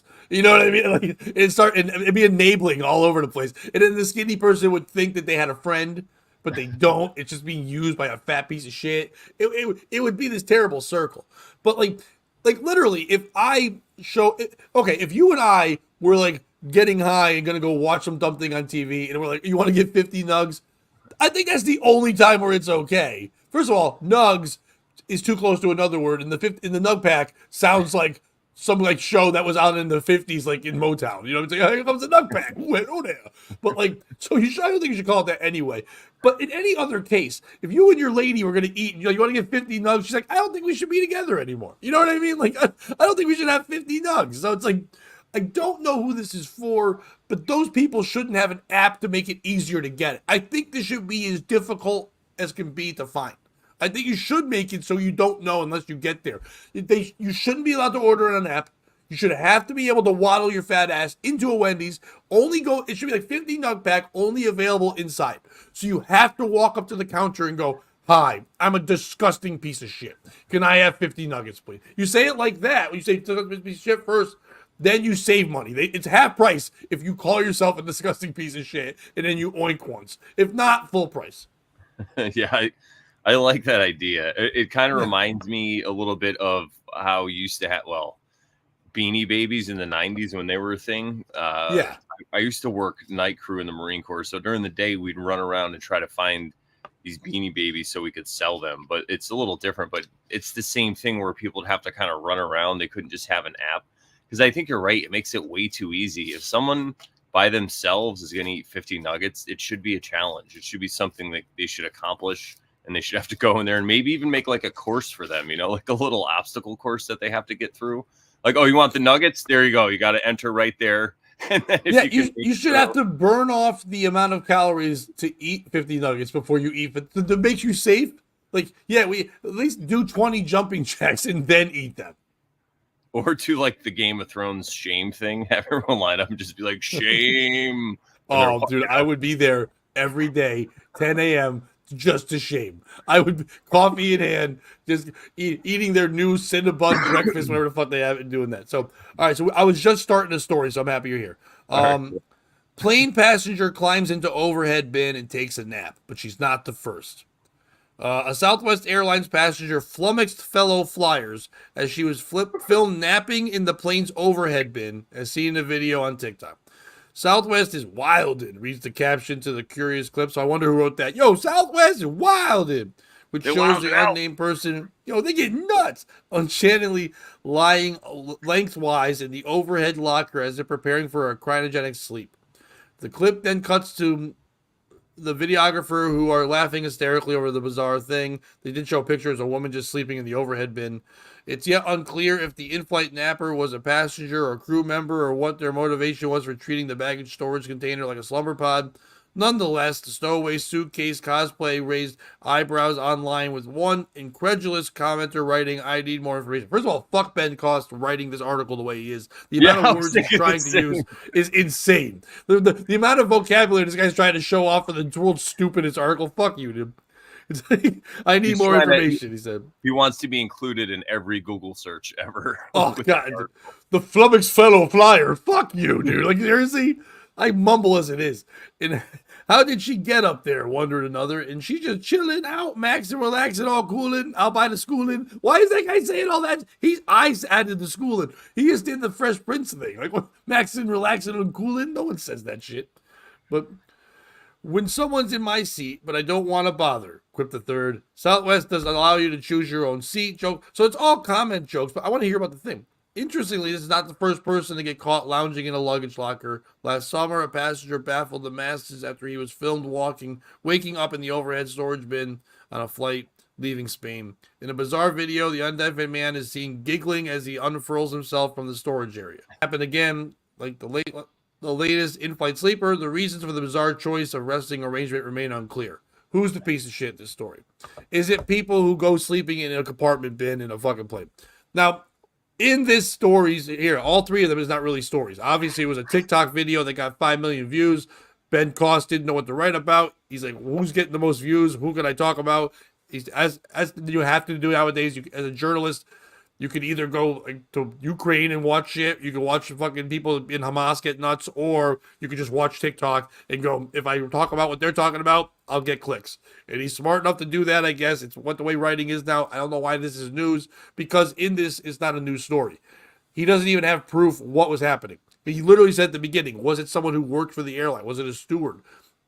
It could have been anyone, because they literally were just in there. It could have just been a prank, silly thing. It could be the people making the video saying, dude, get up there quick so I can make a video. Ha ha. Like, they weren't really in there protesting. We're not getting a story about a crazy person is pissed off. They have to sit next to a fat guy who just ate 50 nugs before flying on the thing. And now he's climbing up to the compartment, fucking pissed, and we can't get him out of there. He's all outraged and yelling, I see other people. If there was a crazy thing that happened with this, then that's a story. But is it the airline for just allowing even this trick or prank? If somebody climbs up, it just starts getting up. I know sometimes when you're on a plane and you start putting your baggage in and you put it in the wrong spot, they're like, no, sir, that's not for you. Don't put it there. You put it there. So to get up and start climbing in, they'd be like, get the fuck off the plane. So obviously it's a staged thing. Is it the TikTok people making this video and going, we'll get 5 million views? Grow up. You know what I mean? This is the dumbest. Who gives a shit? I would never. There are homeless people sleeping on sidewalks in New York all the time, and everyone just walks over them and drops cigarette butts on them. No, but you get in a compartment on a flight, and now you're fun and cool. Is it all the people commenting underneath, writing like 1980s black men? What were all those comments? Wildin' and coolin', yo, this shit is wildin'. Who is it? Is it like all 60-year-old fucking former jazz musicians? Who's watching this TikTok video? Who's the piece of shit in the story, Brandon? All right. Well, this one is going to come out of left field, I think. But Silver Spoons actor Gary Coleman, I think, is the piece of shit. No, he's from Different Strokes, just so we're aware. So sorry, Different Strokes. Yes. For different folks. Because he was in that movie where he lived in that bus locker. Do you remember that? When he lived in that bus locker, he was a kid who just lived in a bus locker. Once in a while, I think about that movie, and I wonder if anyone else ever saw it. I think about that movie a lot as a kid when they were like, "We got to branch out with it." I feel like I overcame, like I had a, what do you call it, in a breakthrough. Yeah, because like you're right. I was always like, how did he just live there? Like he didn't have parents. Like, you know, I had so many questions that they didn't answer in that movie. For like what 30 years now? When did that come out? So I think he's a real piece of shit because, you know, I'm trying to look up the name of the movie. Yeah, there you go. I feel like maybe this lady wasn't old enough to see who was in it, but her mom, you know, her parents, and they probably influenced her to do that. You know, so now she's an influencer because she was influenced to sleep in a baggage compartment. So, I mean, the movie's name is On the Right Track. It's a 1981, dude. I was 7, so yeah, I was like 5.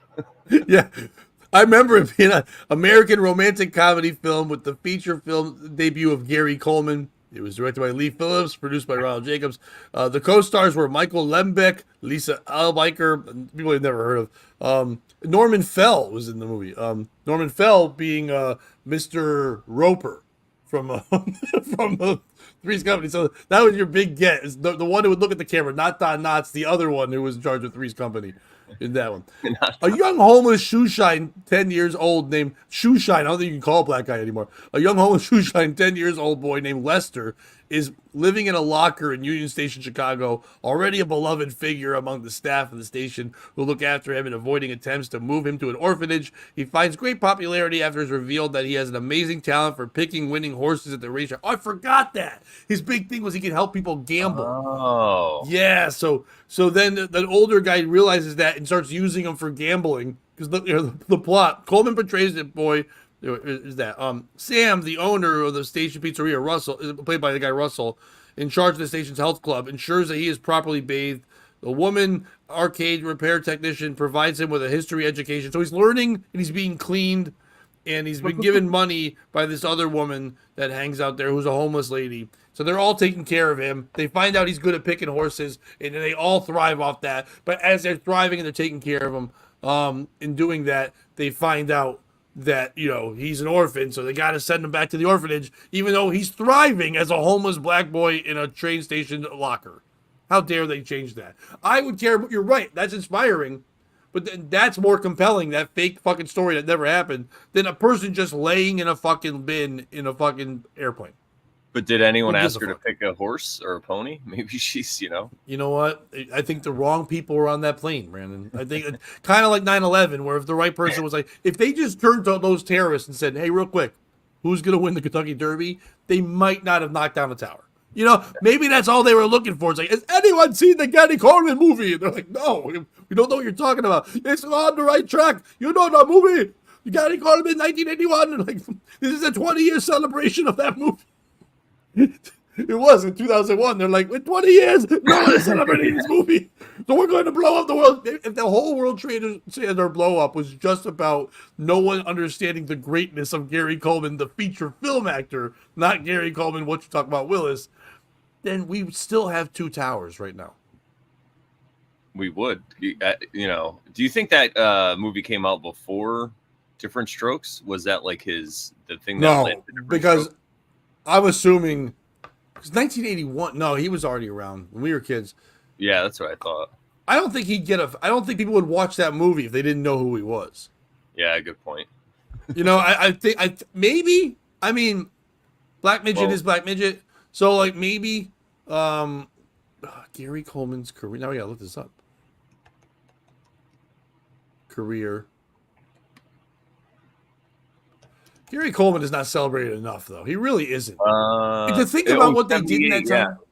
So it was November 3rd, 1978. That Different Strokes Okay, yeah. So appeared. yeah, he was already a star. 'Cause it was a couple years in. Yeah, Um, Gary Coleman, he was on the was it Battle of the Network star? They used him for everything and that stuff. But Gary Coleman was such a fucking sensation. People don't know that are younger. Gary Coleman was this child actor, but he had a disease that made it stunned his growth and made him like midgety even when he got older. And he was such a sensation to the world that they put a TV show in it, and then ABC to counter it found Emmanuel Lewis to play Webster. They found another black midget that had a disease and then made another show just like it. And they had dueling shows about black midget children with diseases that were being raised by white people. It was great. It was a crazy time for television where it's just like normal. Like, yeah, who's your favorite of the black midgets on TV that will have to die real soon? It was we couldn't do that now. You couldn't just be like, "Hey, you find some person with a fucking debilitating disease? Let's do a show around them." I guess the big argument wouldn't be nowadays. It wouldn't be about, "Oh my God, you're exploiting the black child." It would be white parents, really? It's like that would be the problem. They'd be like, "You got to make sure that's trans parents. Only trans people can take care of a black midget." You know the rules. What do you mean? You could see them? They got to be transparent. You can't be seen. That would be called the transparents. And they live on a train, but they also tuck in their cocks and they raise a black child and he lives in the bin. Oh, it's a great And show. only the black guy could see him because they're transparent. And he looks up at his mom's penis and goes, "What do you talk about, penis?" And they're like, "Oh no." It's like, "You weren't supposed to see that." Holy shit. What have you been up to, my friend? What have you been doing? What are you doing over in the podcast world over there? We've been talking about Dune. We've been talking about propaganda in a couple episodes on the Brandon Doom Bonanza. the movie? Yeah, Dune the movie. Oh, Dune. I thought you said Doom. Like Oh, no, Doom. I'm like the movie about the video game that The Rock was in 20 years ago. Yeah, we're breaking it down. Dune. Yeah, because a couple of us, or a friend of mine that I have on from Germany, he's read the books and stuff. So we've been talking about that. And we have a plan. Our next episode is we're going to just do what we think Dune 3 should be, like based on the books and where the movie is, like what should be included kind of thing. I have not seen Dune 2 yet. Dune was a little long for me. And to me, Dune was just a giant perfume ad where just super handsome people were in the desert the entire time. Like, if Jason Momoa is your third most beautiful person in a movie, it's too beautiful. You know what I mean? It's too beautiful. Zendaya number 2, obviously Chalamet, the prettiest of all the bunch. But like, even like the evil, ugly bad guys are handsome. It's too handsome of a movie. Is what I'm saying. But I am looking to eventually watch Dune 2. I've been going to the movie theaters again because where my girlfriend lives in Wallingford, there's a real nice theater there, but like no one goes to the theaters anymore, dude. Even when you and I used to go to the movies like a couple of years ago, it was like expensive. Now you could go to that one. Regular prices are $10 a ticket, and that's the recliner chairs. The matinee is $8. It's like wild that you can go for that cheap now. I went and saw King Kong and versus Godzilla. Wonderfully trash movie. We went and saw the Civil War movie, which wasn't bad with Kirsten Dunst. And they were if there was a Civil War now, they were the war photographers. Oh yeah, I saw the previews for that. The previews look fantastic, but the previews were made by AI, and they've said this. So the previews make you think you're going to see about the Civil War itself. You don't really. You just kind of see their point of view. You kind of watch this and want to know what was the stemming of it, but it does feel like it's something that could happen very soon. They didn't do a bad job in it. The photography was amazing in it because they literally would show you the still shots of the shots they're taking of like the killing up close. So you really did feel like you were seeing what was going on. It's not a bad movie, but it's not exactly what I thought it was going to be. And then I saw that one with the new Guy Ritchie movie. It's got like the guy from Witcher and the guy who and then the guy from Reacher, and it's like one of those like the stories that were based on a true story about Winston Churchill's secret group that were going to go fuck up the Nazis. And it's like that kind of group of things. So it's a fun movie there. I forget the name of the thing, but I've been liking going to the theaters again. But the recliners are so comfortable. And I like to have an edible when I go see a movie. I know if I go see Dune 2 on edibles in a recliner, I will go to sleep because it's 3 hours long. Yeah, I'm going to have to watch it at home and be awake. I'll need 50 nugs. That's a good idea. You can have a nug you could just space it out for 3 hours, like how many nugs per hour and all that stuff. Nugs in the desert? That's desert nugs are the word. You know, that sounds like the black people that were a Desert Storm. It's the desert nugs. What do you got? Some nuggers over here? Oh, you Oh can't say boy. that, Grandpa. Oh, What are you you doing? can. You can say whatever you want. Yeah. We'll just say Uh, you're Bob. Change your name to Bobby Tamburo. You're all set. Brandon Bobby Bonanza. That Civil War movie. It's funny because I was always thinking about that because people have been talking about that probably since like Trump has been elected in 2016. Everyone's like, oh, a civil war. And I'm just like, guys, you don't, because I would just for some background for people who don't know, I was in the Marine Corps in the 90s. I never saw combat. I worked on airplanes, but I was trained for combat and all that stuff. So the way I see it now is people can't even like skip lunch. How are they going to fucking have a civil war? Like they're going to start the civil war and lunchtime is going to come. They're going to be like the hobbits, like where's second breakfast? And everyone's going to be like, no, there's no food. You're fighting a war. And they're going to be like, can we go home now? I think if we had a civil war, it would last till about lunchtime. I don't know. I don't think it'd be as big. I don't think as many people be involved in it. But the ones that are fired up about this, I think that this has been their plan for a long time, and I think they've planned that for the rest of their days to have that super battle. Yeah, oh, well, Um, they just might win really quick. Then I mean, those people. Yeah, you're right. They're probably prepared, but everyone else. I mean, come on. I think the problem is in the Civil War now, everybody would die real fast because everybody would have their phones like this while trying to shoot somebody because they want to get the best fucking video of their part of the Civil War. So no one would be focused on the guns. So anyone that could just get a random shot off, like you'd have. I think the what you'd have to do is you'd have to go find the best gamers from China and ask them to get drones and have them help you fight the Civil War so you can take your videos and they can have the drone shoot people. Because I don't think as Americans we would be able to pull off. You'd have to outsource your Civil War. Yeah, you really would. I'm pretty sure Yeah, that's how the first Civil War happened. They outsourced it to a bunch of Germans. So anyway, and the Revolutionary War too. So where can they watch the? I'm sorry to cut off Dune 2. Where can they watch your videos and check all that stuff out? Oh yeah. If you go to the Brandon Bonanza channel on YouTube and go to the Brandon Bonanza playlist, because I have a few different shows. That's why we call it the Bonanza. There's a bunch of different stuff. And then if you are into any kind of spirituality, check out the Oversharon show. We've been talking about the Law of One and the Tao. And it's funny. So the Law of One is this work that was channeled in the 80s. Apparently they talked to this entity named Ra, and they like had this seance, and they transcribed everything he said. They asked the questions. Now, I'm not saying I believe in all that, but maybe there is some truth. But the funny thing is we did an episode about Bigfoot because they mentioned Bigfoot in the Law of One. Like the guy out of nowhere, the Ra entity just started talking about Bigfoot. Like they didn't even ask him. It was really funny. Jesus. So I don't know, what the deal with that is, but we're kind of interested in Bigfoot a little. We think there's you know who loves Bigfoot and you should talk to? Our friend Dan Brown. Dan Brown loves Bigfoot.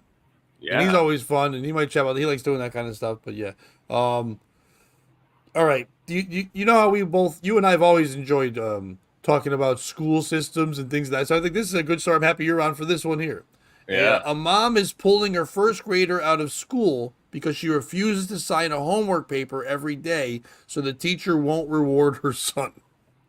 So, and it's a very weird story, but when we get to the end of it, I think that we can see both sides of it, kind of. It seems like more and more parents are choosing alternative parents for the paths for their children's education. One mom decided to unschool. Have you heard this term now? Yeah. It's not homeschool, unschool.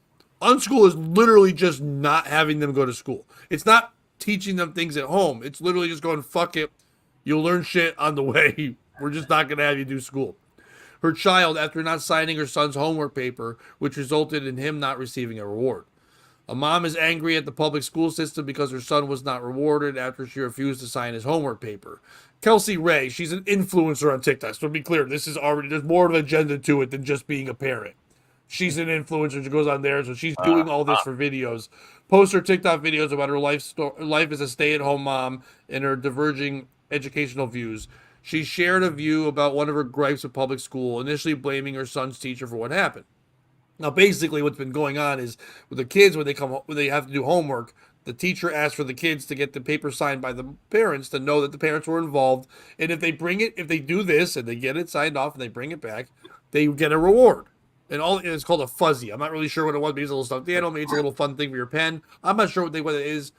but all the kids were getting them. And this one kid, her son, was not getting them. He was doing the homework, bringing it back, but he said, my mom won't sign it. And she's like, well, I'm sorry then. You don't get the fuzzy. And then everyone's kind of like, you don't get the fuzzy, we get the fuzzy. And he just wants it. And so the mother contacted saying, this is messed up. You're being mean to my son. She's like, look, we're not being mean to your son. We're literally asking you just to sign the paper, to prove the thing, just sign it. She's like, I refuse to do that. You're not going to tell us what to do in our lives. You should be giving him. So it's teaching your kid to be a piece of shit. But anyway, it's like, if you have a child in public school, I would like to know what your opinion is. She goes this whole thing. She goes on her video as she's like combing her hair and talking about herself. The videos are a lot of her just grooming herself and talking about how great of a parent she is. You already know that I'm pulling my first grader out of school. But she's letting the kid finish the year, but after first grade, he's out. So he's done like a year and a half of like real life. I'm going to let him finish out the school year, and then we're going to do unschool. Ray explained up front that she is not a homework mom. So when her son presented her with a piece of paper, she had to sign and date as confirmation that he did his homework. So she didn't have to do the homework. She just had to sign and date it. Like, just that's it. She wasn't having any of it. I have 4 kids, and I run a massive business through social media. I don't have time. That was literally her quote. I don't have time to sign it. Ray's son explained to her that he would not receive a reward, known as a fuzzy, if he didn't turn the piece of paper in. But she was adamant. You're not going to get punished for something I'm not doing. Eventually, Ray's son told her that everyone else in the class had 5 fuzzies, except for him. He only had 1. So at least the teacher was nice enough to give him 1. Like, all right, you get 1, but after that, what the fuck? Ray felt that her son was being targeted and insisted he be moved to another classroom until the end of the year. People criticize Ray in the comments in the video. So people in the video comments are not like, good for you. You know what I mean? It's just like, they're all like, all I heard is I'm too busy to be a parent, someone said. Another one said, if you're too busy to sign a paper, then how do you plan to homeschool him? Her response was, I'm not homeschooling him. We're unschooling. I'm not teaching him anything. You want to unschool your kid at home, but you can't. You don't have the time because of your social media business to decide your child's homework. Dude, get your priorities straight. Now, she caught a lot of shit for all that stuff. She said, after all the criticism, she did do an apology, kind of. I think I owe an apology to all the teachers out there. It's not the teachers' fault. It's not the teachers that I'm even mad at. I genuinely think I am just upset with the system. I do not like public school. I just believe that is ruining our children. Ray also explaining her reasoning behind not signing the homework paper. For me to sign the paper, it wasn't even that I don't have the time. It was that it was insignificant, and it wasn't benefiting my child at all. It literally was benefiting your child.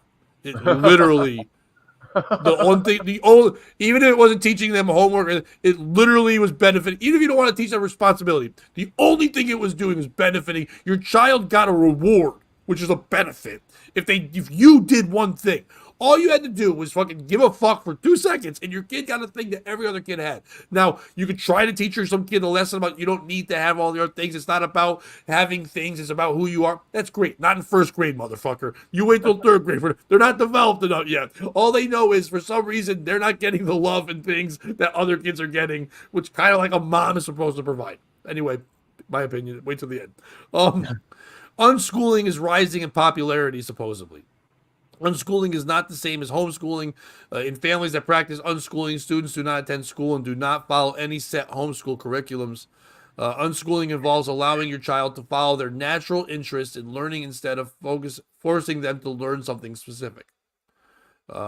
Ray said that she wants her kids to be unschooled so they don't feel they have to fit or live in some kind of box.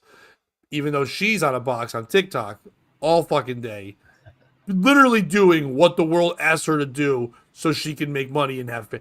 She's doing whatever she can to be benefited and rewarded constantly, which is what you're doing. Hi, I'm doing this. Like me, please. Like me, please. And the kid's like, Mommy, sign this so kids will like me. Fuck you. Like, you're literally going against it. What she should say is this. Hi, I've got this huge social media thing, and I'm making money off this. And it's the most money I've ever made, the most attention I've ever got in my life. But people are always like, what about your kids? Why aren't they on the videos? Well, they're in school because my husband thinks I'm a fucking nut job and he doesn't want me doing this at night. So I can't do that. Oh, if I pull all my kids out of fucking school, then they can also be forced to be here and be on the videos. And then I can Pretend I'm parenting them. Like all those other ways it's worked out. Like those two women are in jail right now because they were disciplining and beating their kids, telling everyone that's the way you should treat your children. And one kid had to run and escape and yell, "I need help. My mom's beating me." And then they had to put her in jail, the other one, and they were influencing people. Yeah, it's real healthy to parent your kids on TikTok, you piece of shit. It's understandable that some people have different ideas in education and will do something like unschooling, but as commenters pointed out, both unschooling and homeschooling require a huge commitment. It certainly seems like it would have been easier just to sign the paper for her son. So, who's the piece of shit in this story? Is it this woman? I know we believe this is a country of freedom and all this, and those words we can get into with you all day. But at the end of the day, there are laws. There are rules. If your kid is not going to be going to school, your kid has to follow the rules of school. If you're going to take your kid out of school, you still have to fill out documents. You still have to say that your child's going to be getting some sort of education. You can't just have your child just chilling at home. It's just the way our government works and what we do. Yes, schools, a long time ago, you and I have discussed this on many other podcasts. Schools were built to get you ready for factories. That's what they were. I do think they need to change, and some people are, some systems are. We do need to change the way we do school because people aren't going to factories in places like that anymore. We should be getting them to learn how to work like you and I are doing right now. Online, working in this situation. The kids should be dealing more with monitors. I hate to say it, but this is the way we're learning. School could be done at home. We don't even need school buildings anymore. Well, I know what people said they didn't like it during the COVID times. All you really need, or you could have it at a school if you're like, hey, there's no one at home to watch my kids. How can we do that? I have to work. Understandable. But what you can do is you can all go to one classroom, all have monitors. You can have one teacher who's somewhere else. You don't need to pay them to come in. They can just work a couple hours from home and teach that. No one needs to be in the room with them. You just have a security guard or somebody, you give it a nicer name, but somebody who just monitors the room to make sure the children are okay and safe.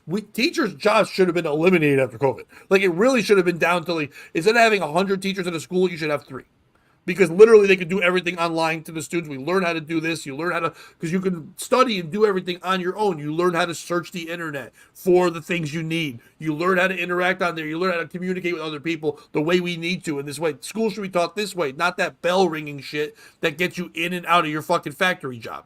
So it should be changed anyway. But what you're not going to be able to do no matter what is just to go chase your own dream while your mom is chasing her dream of being somewhat fuckable on TikTok. Like, it's not going to be that. So she's a piece of shit. Is it the teacher for even entertaining this? I'd be like, I would literally say, like, we're just going to fail your kid out. Pull your kid out now. I would literally, as the teacher, say, if you're not going to let your kid do what everyone else is doing, because now it's making the other kids feel like they shouldn't have to do it either. They're going there. They're getting their signature, all that kind of shit. They're doing everything they're supposed to. You know what? Don't wait till the end of the year. Pull your kid out now. You want your kid out now, it's fine. Is it TikTok? TikTok, I know it. You're from China and all that, but you guys have rules. You have so many rules. That's what you do. You should be looking at this and going, "Oh, white ladies be in the world, not teaching kids how to learn." Because what does China love? School and learning. They should be like, you lose your TikTok account until your kid signs that paper. TikTok, get involved. You're there. You're the teacher to her. She signs in every day. Why can't she sign a paper once in a while? Who's the piece of shit, Brandon? I'd say the mom, and I'm probably sure you're going to be surprised about this, but it's, I'm interested in things like homeschooling and unschooling. I think they're kind of falsely representing her. We'll talk about that. But the reason I think the mom's a piece of shit is it's kind of like, back in the day when you were a fan of something, say like, the Chappelle Show for some reason, it was really good comedy. And then you start to talk to all these people and then you find out that like everybody likes it, but then people who are just like the worst like it, and they're just yelling all the taglines, and then you go to try to see him like I did in Hartford, and nobody would shut up because they kept yelling his taglines out at him, so he couldn't even perform. That's what she reminds me of. Like, she takes this great idea, but she's trash, and she's trying to get behind it. So now people are looking at her, like she's some sort of ambassador of this unschooling idea, and they're like, what a piece of shit. So she's kind of ruining it for everybody. She's making people who homeschool look bad. She's making TikTokers look bad, mothers look bad, like it's just, and you're right. If you're going to make the decision to put your kid in school and that's what you want to do, then follow the rules. Why are you going to make your kid be a pariah? I feel like that's what school half of school was me trying to figure out how to not be an outcast or a pariah and try to sort of fit in somehow. I don't need my mom like keeping me from getting fuzzies. So then I'm the only one with one fuzzy. I mean, I could just imagine they probably had their fuzzies on all their fingers. And like, look at Freddie with only one fuzzy. He only gets one fuzzy, like. First of all, Fuzzy is gay. They should pull that. They should change the name anyway. I don't like. Yeah, And Fuzzy's real close to furry, and then what are we doing? Like, we don't need the furry things in school, but still. Yeah, what is a fuzzy? We should get to the bottom of that. Yeah, maybe it is wrong. Maybe this lady's right. Like, fuck your fuzzies. It's like, who gives a shit? My problem with this is the part of the unschooling, because in theory, I like the idea of what they're saying it is. Because even homeschooling is you're still teaching a school curricular activity. You're just assuming you're a teacher now. And I get that part too. Maybe you don't want strangers teaching your kid. Maybe you want to build that bond with your child. I get all that. If you are somebody who has a decent education, like I did not pay attention in school or do well in school. There are things I know really well, and there's things I don't. If I was teaching my kids and homeschooling them, I would literally be learning the same stuff that they were at the same time. And there's nothing wrong with that. It's a kind of, some people as adults, Brandon, you and I have talked about this. We've studied and learned things way more as adults than we did as children. Because we have interest in those things now, because no one's making us learn them. We want to learn them. So if I was learning history with my kids, they'd be learning it, I'd be learning it. It'd probably be an easier way to learn it together. Going, oh, which part of this history do you like? And if my kids are both like, you know what? We don't really care about the Civil War, but the Revolutionary War, that's interesting to me. And they're like, all right, then fuck. Then we don't need to learn about this one. Because it was not going to help us in life. If you like this, let's learn this. Hey, I'd like to know what happened with what was slavery? How did that start? Where was the ideas? Were we the first slaves here in America? Was there? You know what? I know we weren't. I know other races have been enslaved. Let's learn about that. And that way, back and forth, that kind of homeschooling, I get. And in a way, that's unschooling because you're like, hey, my kid has an interest. Let's tackle that interest. The problem with that is that that's the same theory. Asking a young child in first grade, what's your interest? What do you want to be? Is the same way when people say, hey, my first grader likes to wear dresses, so I think pretty sure we have to have a sex change operation now because at first grade, they can make all those decisions. And I don't mean to be the person that jumps onto that crazy thing, but they're too young to make the choice of what they want to learn. Because you know what they want to learn about? Like, if you ask me in first grade what I wanted to be when I grow up, it's what is it? Go to, be a fireman or go to space or be like, I'd like to be Iron Man, please. Like, are you going to be Iron Man now? Is the kid going to walk around with the Iron Man and think he's going to be an inventor? No. If your kid says he wants to be Iron Man and you go, did you know that Tony Stark really was more of an inventor and so was his father? Would you like to learn about inventions and inventing and about people that invented it? Then you can take that thing they like and teach them, but that's homeschooling. That's not unschooling because now you're using something they like and adding it into the thing. But just to say, let my kid go do whatever they want, that doesn't work. Like, it took me longer in life to realize I wanted to be a comedian. People told me I was funny. My parents didn't see me as a comic. They always like, oh, you're funny. He's the comedian of the family, isn't that? But no one was like, oh, you are a comedian type person. Are you interested in like acting or learning comedy there was nobody grabbing me and steering me in that direction. So that part, when I got older, probably like teenage, I would have been nice if someone was like, you know what, school's not for you. Your ADHD, all these things you have are not letting you learn. We could pull you out and push you into this thing that you could make a career out of. Because we notice you have this thing. That would work. But in first grade, it wouldn't fucking work. So to me, it's her bullshit of like what it is. Because what's her kid going to want to be? Her kids see that she gets attention and love and only cares about TikTok. So what's the kid want to do? Be on TikTok. And then now they have this thing. They're just going to follow what they're doing. And then they're also just going to be someone who doesn't give a fuck about other people. It's like it's not going to work. Unschooling doesn't work if you're not willing to give your life basically to your child just chasing around a dream all day. Yeah, it sounds to me like she's only doing this for attention and for TikTok clips because, like, she really was into all this unschooling stuff. So she probably saw that unschooling was trending. She's probably checking because that's what these influencers do. They check the topics and the words that are trending and all the things. So she's probably like, all right, Junior, we're ripping you out of school because that's what's hot right now. Yeah. And what hashtags are getting the most? School isn't getting a good one, but unschooling is getting a lot of trending hashtags. So we can't just lie. Or we can't just say we're talking about it. We got to literally take you out. I can't lie to my fucking followers.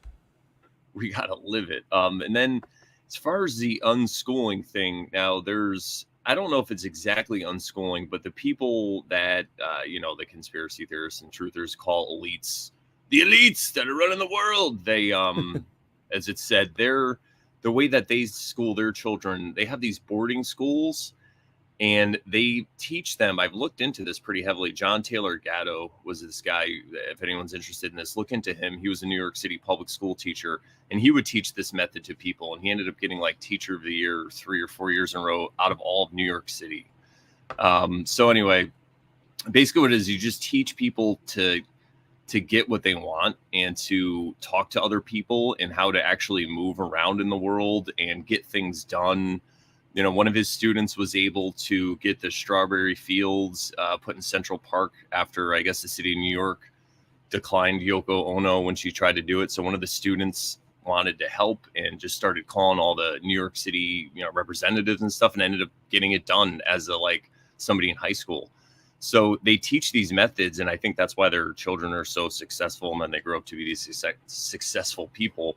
So there is something to it, but you're right. I don't think you to just jump into it, because what if she doesn't like it? And what if it's just a pain in the ass? And then she has to put her kid back in school, and now the kid's behind. So now he only has one fuzzy, and he's like a year older than everybody else in his class. He's gonna turn out to be like a school shooter or something. Right, and you're also 100%, and you're also teaching your child that if you don't like something, you just fucking leave it. You know what I mean? And it's who's to say he doesn't like it? But he's going to learn quickly. But he might like school. What he's not going to like is not having all those friends. When you're a little kid, you kind of need that. Just the social setting, you need that. Like, you need to be around other little kids because it's the first time in your life you're talking to a lot of people like you that aren't family members and shit like that. You're going to school and you're kind of, yes, you're learning structure. There's a lot of things in there that can help. But more importantly than anything, like, my son just finishing. Seamus is finishing his freshman year of college, and he loves it up there. And when he was thinking about going to school, there was a point in his head. He was like, maybe I'll stay in Connecticut and go to like a local thing and stay at home and whatever. I'm like, no, man, you need to go somewhere. You need to get out of the house. You need to go be somewhere where you're amongst other kids. You have to find you. Like, he's the kind of kid I knew that he needed to be on other kids, being that you need to learn that kind of, not so much learning to live on your own and all that, but just to have life and finally, for the first time in your life, be your own person. And he has said to me a million times, like, it was the best decision ever. He's so happy being up there. He's not super far away. He's an hour and a half away. He's going to Curry College in Milton, Mass. So he's up there, and he absolutely fucking loves it. This is his last. Actually, today's his last day, and I'm done for the summer. But absolutely loves it up there because he gets to finally be his own person, not having to check in with mom or dad or whoever about doing this or that or whatever. He's just making his own decision, and they're all good. His grades have never been better. His focus on things are fun. Like you, Brandon, he at your younger age, he's found marijuana and it helps him very much so with his focus. He's like, his grades have not been better because of his ADHD. When he does that, it's been great. He's playing rugby. His grades are great. He's already got to focus on what he wants to do in life, and because he got a chance to go do that. But when you're a first grader, yes, you don't need to go find yourself, but you do need to know that there are other little things like you running around because you're always called little man or little girl or like the child. And there's a bunch of you that do the kind of same thing. You start to learn who you are as a person by being around other people like you that aren't in your family setting. When you're a little kid, think about it. Like when you first meet someone, when you're a real little, I remember the embarrassment of this when I was a child. It's weird. I think probably only 5 or 6. One of my first young kid memories of saying to someone, I was telling a story like, grandma, right? And they're like, what are you talking about? And I was like shocked that they didn't know my grandma, some stranger, because grandma was the whole world. Nana was the whole world. My mom was the whole. You don't call her my mom. Everyone calls her mom. Like, oh yeah, when you get older, you're like, oh, that's the dumbest thing ever. But you don't know about everyone else's families and things. Your whole life is this thing. So just to understand there's so much more out there, you need to be in school. If you're what I think is crazy is this woman wants her kids to fucking just figure out shit on their own, is what she sounds like she's saying. She doesn't have to parent. And she's saying that you don't need school structure, need those things. But what does she need? The world to know she exists. She wants everyone to know her, almost like she's going to school. It's like she gets to go to school, but they don't. So I think if you're going to pull them out of that kind of school, let them do what you call it, let them do homeschooling, but find somebody who will teach them something online that they like. Let them be schooled by something else. Don't let them just run around with, what do you want to do? I want to play video game. Oh, I hear you can make money. Your TikTok will be fire if you play video. Your YouTube channel will be great. But what if it isn't? Are they a disappointment now? What if they don't pan out to be the thing you want them to be, which is another meal ticket on your online? Then what? Do you just send them at the school and make them feel like they failed you? Because that's the last thing a kid needs. Did I fail mom? And where the fuck is dad? Dad, get back there. Stop getting milk. Come back. It's like anything else, you know, people want to get on one side or another of an issue, right? We'll take guns, for example. People are like, everyone should have guns. And some people are like, no one should have guns. And I'm like, well, you know, I think responsible gun owners maybe should, and then maybe not other people. You know, it's like not everybody should homeschool or unschool, because you're right. It could be way worse for the environment, they could be in a way worse environment. We'll say, you know, like with around this TikTok lady, like who knows what the hell she's talking about. And if they're going to learn their values and how to be around her, I mean, it's, yeah. Ugh. I think you just nailed it. So Thank what you. do you have to do if you want a gun in America? If you want a gun, what do you have to do?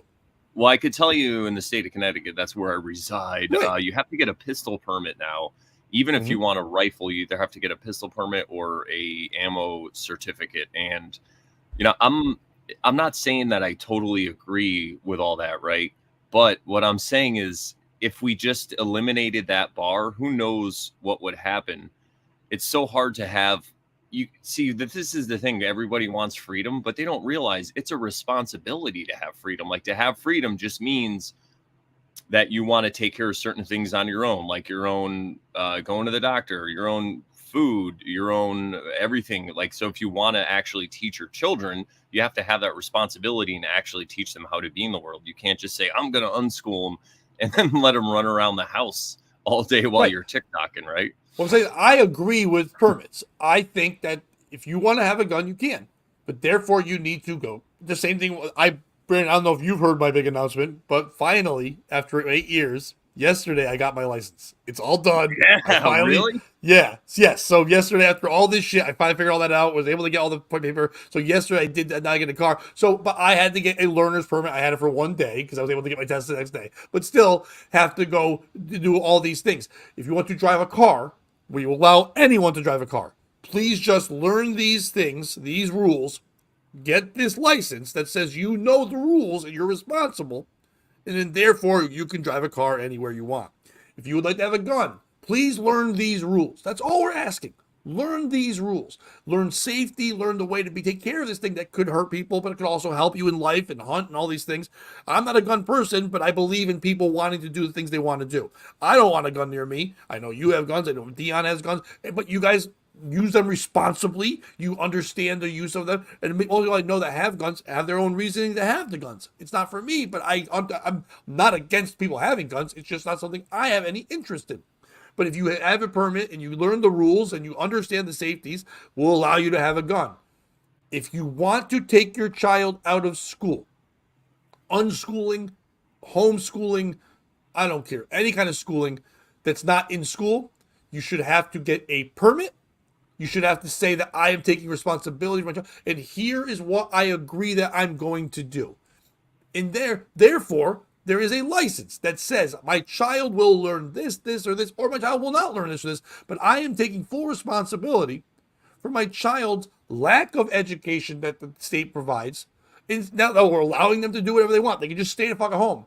But I'm responsible for them. So therefore, if during the times of like 8 a.m. to 3 p.m. school hours, and it's like 1 o'clock in the afternoon, and your 12-year-old robs a bank or fucking defiles a fucking neighborhood or fucking is being creepy, like peeping Tom at a pool or something like that, you, my friend, are going to jail because you have decided you are going to be in charge of your child for that thing. So therefore, it's your responsibility with this license of unschooling to make sure your child is doing something in those hours that's constructive or productive or any way like that. If you want, and put it this way, You could even go farther, and people are gonna say I'm fucked up. But since we're doing this, let's go that route. If you're gonna say your kid is not gonna go to school, then what are you supposed to do when you're not going to school? What do parents say? If you're not gonna get to school, go to school, Get a get a job. job. So if you sign up for an unschooling thing, you are now saying your child is okay to do child labor. That's okay. So you can get all those unschooled people, and then factories can have these kids do working and do all that because you're getting them to do something anyway. So you want to make cheap shoes in America? Unschooling is the way to do it. They get a job, but the money goes to those kids. The way they set it up, it's a fund that goes to the parents. Don't get any of the money. So you can't send your kid to child labor place to get them to take your kid's money. The money goes funnel into a thing that goes that when they are, let's say instead of 18, the regular age, for an unschooled kid, 16. So you want to start being able to drive or do things like that. That money is sitting there for you, whatever. They'll feed you to do the job. They'll take care of your things. You get a per diem, but then the money you get paid, which is cheaper than regular wages, or fuck it, give them regular minimum wages. Their minimum size, minimum wage. Who gives a shit? Give them that money. It goes into that. So when they're old enough now to make their own decisions, they can go move out and go do whatever they want at a younger age because they have money. And that's your unschooling permit. So if you're going to do permits for things to teach people stuff, if you're going to pull your kid out of school, you should have to get an unschool permit. Yeah, I don't think it's a terrible idea. The problem Child is labor is a terrible idea. I You don't don't know. want I 5-year-olds like working places. make them They're work. pissing their pants, Just working a factory. Come on. limit it to like they have so much energy, it might as well go to use, right? Like who else has more energy than a 5-year-old? I know. I everything you're saying does make sense, and the other side of that really is, I would say that the other way you could do it. But again, people in this society just aren't responsible enough for the freedom. Take guns, for example. The reason why we now have to get permits is because so many people were unresponsible in the past with their firearms that, enough people got together and said, hey, we need to make some kind of bar of acceptance. Like in the 1800s, when they were running around in the woods and everybody knew what the hell they were doing with a gun, you didn't need this, right? But now I feel like they need something. Yeah, but they to also make thought sure- all ladies were witches, Brandon. So Yeah. we did have some issues. Well, I mean, and we most also of them thought are. black people weren't people. But there were some issues. So there were just a few. But so the whole thing with schooling, right? What people might argue is, well, we don't need some kind of permit or whatever, because the punishment would be if they didn't actually teach their children anything, that their children would grow up to be some kind of piece of shit. But the problem is people aren't forward thinking enough. They don't think enough into the future. They're more focused in what they can get for themselves now, right? And how they can advance and just have a better life and feel better. And that's not always the same for everybody. So some people are TikTok influencers, and their life would just be better if their kids would shut up and sit in the corner and just watch them do TikTok all day. So I see exactly what you're saying. People just aren't responsible enough. But the idea itself of unschooling isn't a bad idea if people look into it, because you're basically, if you own a business. So for you, Pat, you're a comedian. If you were taking your kid around with you every day, I mean, it would be different, I guess, in the situation. But they get to learn life skills and how to talk to people and how to get what they want and all this stuff. So it's There's not a movie out right now about that. There's a comedian. I forget it's based on a true story. There was a comedian, and his son is highly autistic, and he decides he's being put in the wrong systems, whatever, and he wants to take his kid on the road with him everywhere. And the mother's against that, whatever, and he's bringing him to the clubs and all. And it literally is about that choice of like letting this child be around his father more, but seeing what he does, and maybe this will be the thing that helps him out. But he'd rather be involved than the other thing. So like there literally is a movie out right now about that scenario you just painted. And the thing too is that kid in that story, he doesn't have to become a comedian, but just the fact that he could see that his dad chose to be a comedian and is making a living, that gives him endless possibilities in his mind. Now he's like, well, now I could do whatever I want. I could put my mind toward it and focus. Not whatever he wants. He's autistic as fuck, so he can do like 4 things. Maybe he could get a job at the casino counting cards or something. You know what I mean? Or he's like, oh, I can shoot comedy clubs and not just schools. Great. Yeah. I didn't realize there's more places. All right, I feel like we just shit on a woman for a long period of time. So our last story, we'll shit on a guy. We'll be fair. Let's do it. Husband tells wife she's delusional for expecting a birthday celebration after she spent time with friends instead of completing a household responsibility. There's a clear line between pettiness and open manipulation. Don't ignore the latter. And you can tell right away that's written by a woman with a crazy name, Zeta Slabbercone or Corn. It was close. If you've lived in a rental property before, you know the benefit of having a maintenance person. If something breaks or you need a routine cleaning, it's no sweat off your back. There's no charge and labor involved. For one couple, however, the convenience of a landlord scheduled maintenance appointment was anything but beneficial. Knowing that he would be on a week-long work trip, a husband made sure to discuss with his wife that she'd have to stay put for the weekend because the landlord was sending over professionals to get the vents cleaned out.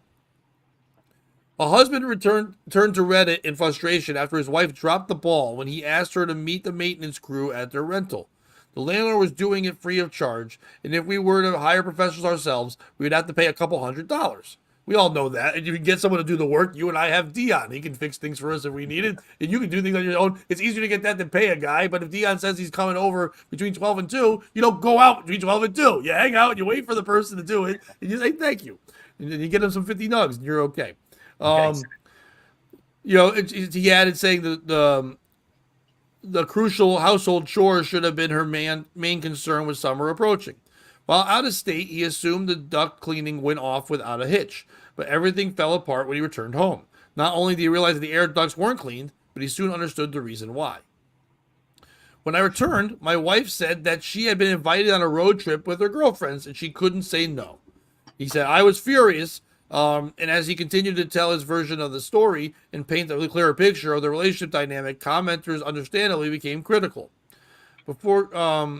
We both had agreed she would supervise things. This was an important job to fix. While the job was clearly important, there were other options for getting it done that wouldn't ruin her plans as well. The free cleaners would be back in a few weeks, and they had the option to hire professionals at a cost. Commentators all suggested talking with the landlord. It's the landlord's responsibility to get it done. All idiots chiming in. After learning that his wife accepted plans with friends instead of staying home for the maintenance crew, he was livid. I wanted her to act like my partner for once. This caused an argument but no resolution, and she kicked me out of the bedroom. In addition to sparking an argument, he also told his wife he'd need to pay for professional cleaners from her fund money account, which she ultimately refused to do. Working remotely, she had just spent a week alone and didn't feel her choice to see friends was an irresponsible one. This made me more mad than her refusal to pay for it in full or stay home. I'm feeling emasculated for being kicked out of my own room. In a pitiful game of back and forth, the man continued to plan ways to get back at his wife, who he seemed to think disobeyed his orders and made him feel less of a man.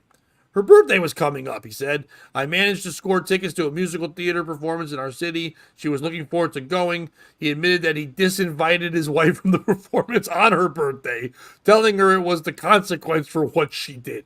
I instead extended an invite to my other friend, even on her birthday. She presented herself to me almost as if she forgot what happened, thinking I wouldn't go through with it. He actually wrote, I was glad to know that she was miserable all day. With that, what seemed like only a thimbleful of remorse asked, did I go too far? I shrugged my shoulders and said she's delusional for even thinking that. I left the house with her looking paler than ever. It was oddly satisfying. Commentators couldn't help but point out their sad dynamic. Devoid of empathy, care, and trust, their marriage seemed unhealthy. Now, it goes on to more shit, but I don't care. Who is the piece of shit in this story? Is it the woman?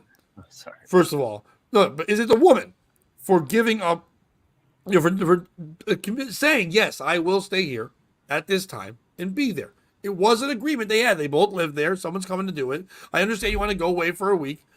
And I'm not saying you can't go away for a week. But if this is going to be the case, and you have all these friends and people around, you can't find someone else to come by the apartment. Yeah, you want to go away? Great. Then fine. If Brandon, if I was you and I were roommates, and I was like, and you were going to be staying there, and you're there, and I was going away. We had someone going to do maintenance, and you got offered a trip, something. I would think what you would do is say, hit up someone from your family or a friend of ours or someone to go, hey, dude, would you mind chilling out the house? I'll leave you a key from like 12 to 2. I know it's great. I'll throw you some money later on. We got maintenance guys coming. I'm going to be away. Can you be there so it's taken care of? It will really save me a lot of money. You find someone else to fill in the spot for you. That's all she had to do. And then your ductwork is done. It's not like he said, "Hey, can you vacuum every day?" He wasn't being a fucking animal at this point. You know what I mean? He wasn't Yeah. like be a slave to this house. He's like, "Hey, listen, we need work done. You know we need work done. You know I'm already away. Can you do this?" Is it him for not for putting his wife in that situation? Hey, telling her she can't leave the house for a week or whatever it was. Maybe figuring something else out. He could have said to the. I'm pretty sure when he scheduled, he could have called them up and said, "Hey, can we reschedule?" Yeah, I know. If the landlord said, "Hey, I can't, man. I'm getting no, actually, it wasn't. It was we can't. The landlord was doing it. So we call the landlord and say, "Can you reschedule this?" The landlord probably be able to reschedule it.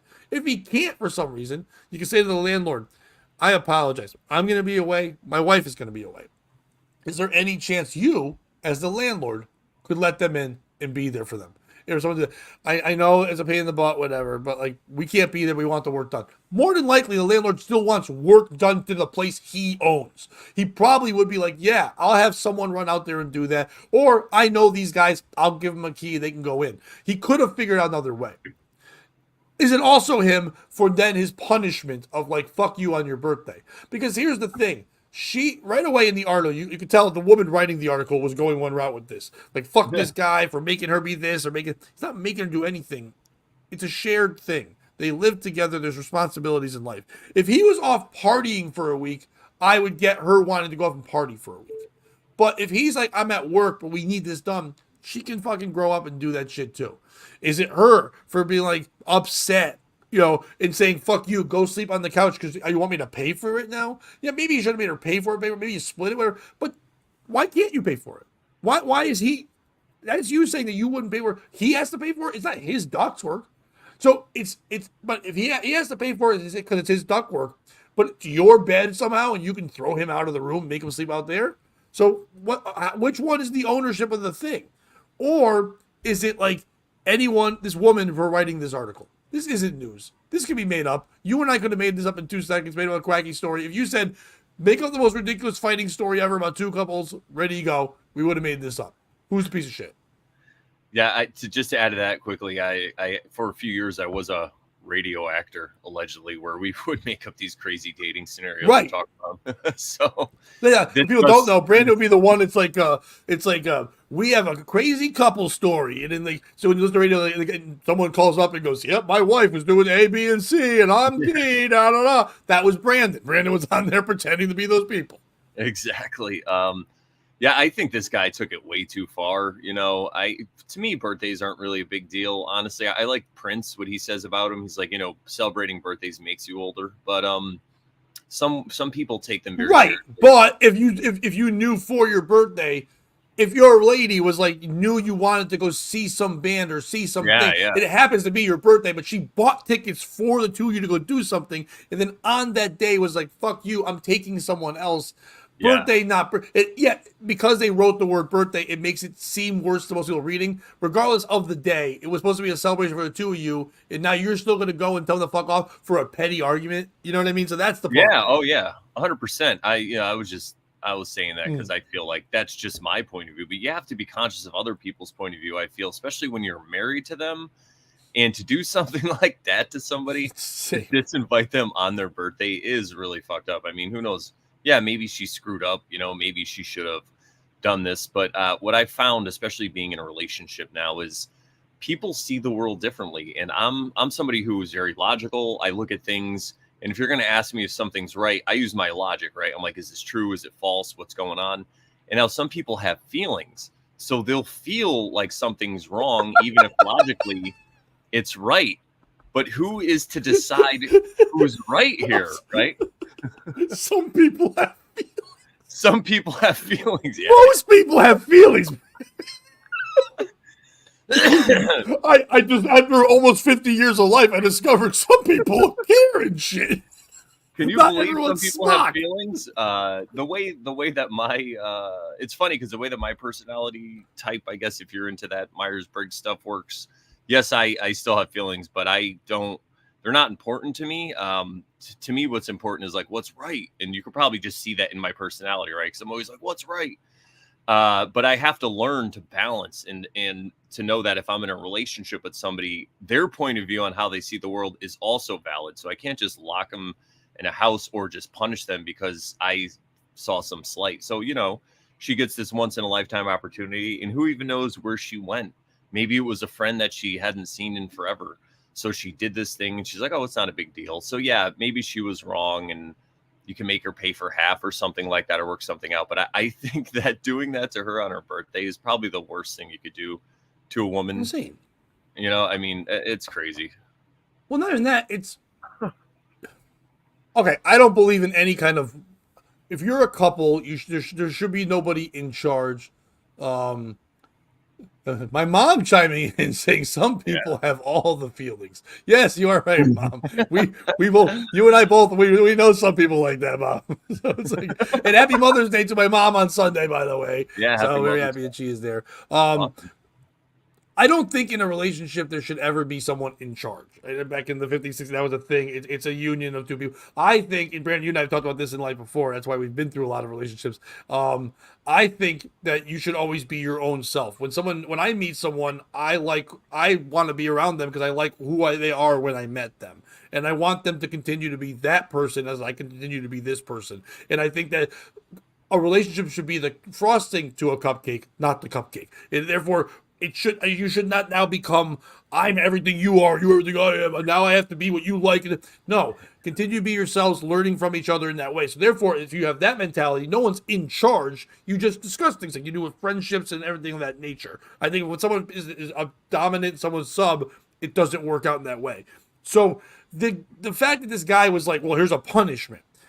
Maybe not a punishment, but if you're so upset about this, and you're sleeping on the couch and you're not seeing eye to eye, yeah, I wouldn't want to go celebrate with somebody either.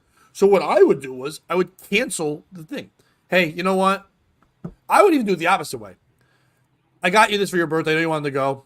I'm not trying to be a dick. I don't want to start any fights. We aren't getting along. I don't want to go to the thing with you. You take the tickets. Take whoever you want. It's your birthday. Take it. I'm not going. You hope. And I hate that would kind of seem like a little toxic, but at the same time, I hate that term, but whatever. That would be a little bit. You would hope it would start the discussion. It's like, no, I want to go with you. Can we fucking work this out? Maybe we go here. Maybe we have fun. Then we can start fucking being human beings again and realize this was all petty and stupid.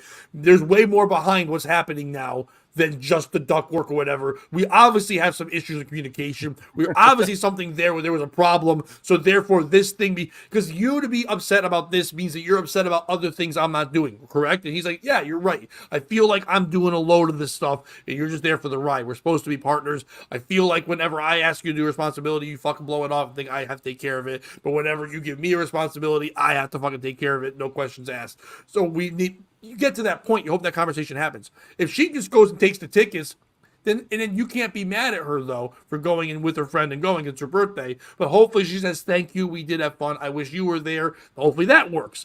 But to go, fuck you, I'm going with the thing you wanted. You're just being an asshole. You know what I mean? So that part I have the issue with the punishment part is where I have the problem. So all that shit is crazy. Everything is nuts. I think she should have helped. I don't think she's not a piece of shit, but the bigger piece of shit is the landlord.